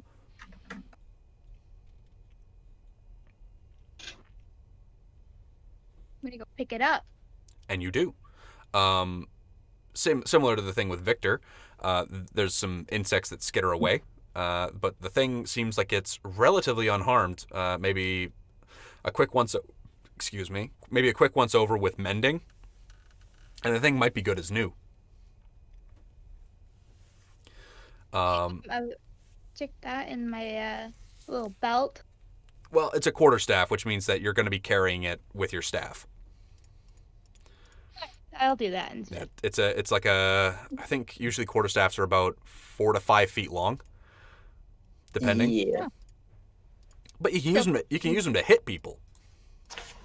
Bonk. Give him a bonk. It is bonk time. So We're going to go back upstairs. So Victor and Snongle, you guys have come back out into the hallway, and there's just the one room at the end of the hall. Yeah, Snongle's gonna skip on over and open the door. Okay. You skip on over. Give me a reflex save. Oh boy. So is that just a D20? It's a D20 plus your reflex, Ah. which yours should be pretty good. Oh yeah, it is. All right. 18, Hey. 13. Okay. Okay, so where you guys are in the main room, you guys can see that the upstairs kind of leads across a top portion where you can kind of see the bottom side of the rooms from upstairs. As you guys are doing your search, and Tor, you're kind of thinking to yourself, man, what a shame. Out of nowhere, Snongle comes crashing through the ceiling and smashes on the ground. The part that she lands on is a table, breaking it in half because it is not a great, it's a very worn down table. And you're just kind of laying there, Snongle, on your back, winded, as the breath finally comes back to your lungs. Ouch.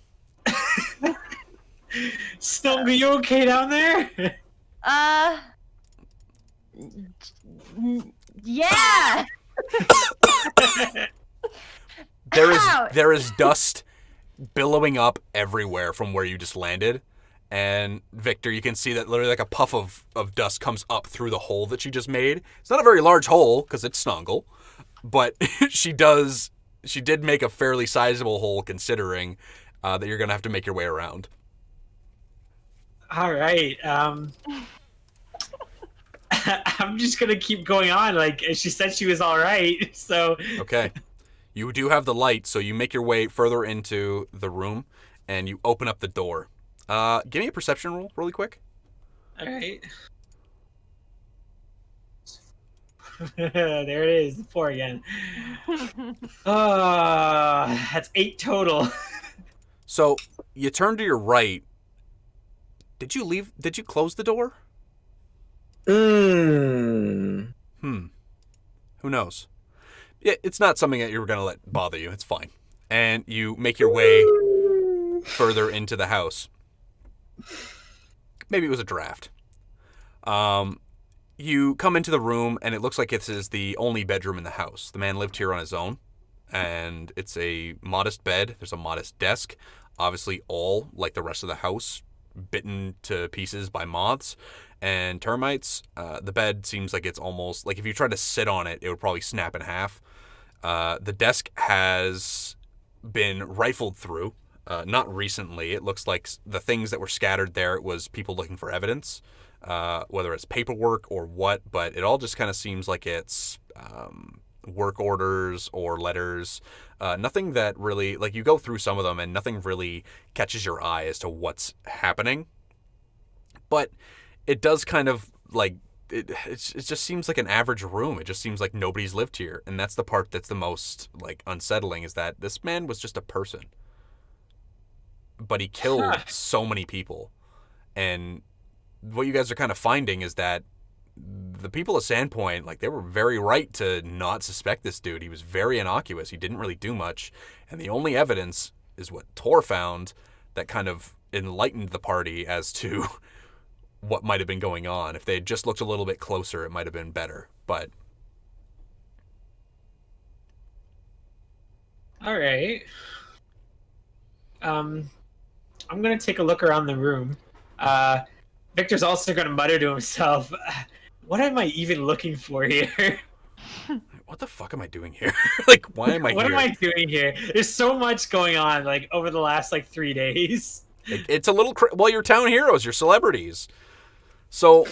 And also now villains in some eyes. Shut up, Tor. So... No. Give me a perception roll, Victor. It's going to be the last roll of the night. All right.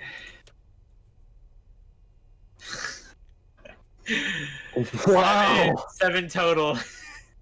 Look at those rolls, man. You look over at the bed and you can see, like, it doesn't seem like it's not sturdy, Like, it seems like you could probably sit on it. That's kind of what you're getting at. You go over to sit on it, and you park your butt, and you can feel it creaking under your weight. And you're looking around. You're kind of like tapping the floor. You're like patting down the bed itself. And then as you're doing that, just like massive clouds of dust come up, and you start coughing. You get up off the bed quickly, but the dust is in your eyes. You can't really see. You're making your way through the hall. You remember that there's Snongle's hole that she made, so you manage to get up over that. You come to the stairs. You find the step that you fell through, and you go to take a step down. I'm going to need, I lied, one more reflex save. Oh, no. Because you're struggling to see. 15 total. 15 total? Perfect. So you go, you know how when you accidentally hit your heel too close to the edge of the step and you skip one? Yeah. You do that, except off the dangerous step onto a safe one. Oh. And your other foot is poised to fall back into the hole you made, but it seems like it's going to be fine. And then you continue your way back down. You're still coughing. You're still like rubbing your eyes a little bit. You've got dusted really hard. And you come back into the foyer, and you all kind of look at each other. You've got a prosthetic arm in your one hand, and everyone else kind of seems ready to leave. Like, you've explored the whole house. There's nothing else here. I must say, we made a right mess of this place. And with that, I look at the table, and that's it. and with that, you guys make your leave. You exit Chopper's house. You manage to, I'm not going to require any rolls for it. You guys manage to scale your way down the rope. Because you're effectively rappelling down. It's nothing crazy. You can, Rose, give me a roll percentile. Ah, fuck. Wait, so what do I roll for that? It's the last one? It's the one on the very right, yes. Yeah. Okay, and you're also able to get your grappling hook back without any trouble. Yeah. So you're golden in that regard, and you guys make your way back to Sandpoint to the Rusty Dragon, where you guys will rest for the night. Tomorrow, Aldern's boar hunt waits you, but we're gonna call it there for the night. Thank you everyone for coming out. Again, NWS Joey and Toxic SC, thank you for the follow. We had it was a very very exciting session today. I did promise roleplay heavy for the players. Once more, I want to give a shout out to Stoneheart Art. He's my boy named Curtis. He's an animator and an illustrator. His commissions, I believe, are still open. You can check him out at Stoneheart Art. I've got his handle at the bottom of the stream there. We're hoping to upload to YouTube fairly soon, so if you think anybody else would enjoy this, we're going to be putting it up there so people can go back and watch the VODs. We're also going to take the audio, and we're going to remove the crunch so that all of our rambles and dice rolls are going to be chopped down to just give me a roll and a total. So if that's something that might suit somebody better, we're going to be having that up soon on our SoundCloud to be putting out to everywhere a podcast exists. So thank you all for turning out tonight. I'm glad that I hope you guys enjoyed it, and we'll see you next week. See you next time. Bye, everybody. Bye. Bye. You're all amazing. Bye. Bye.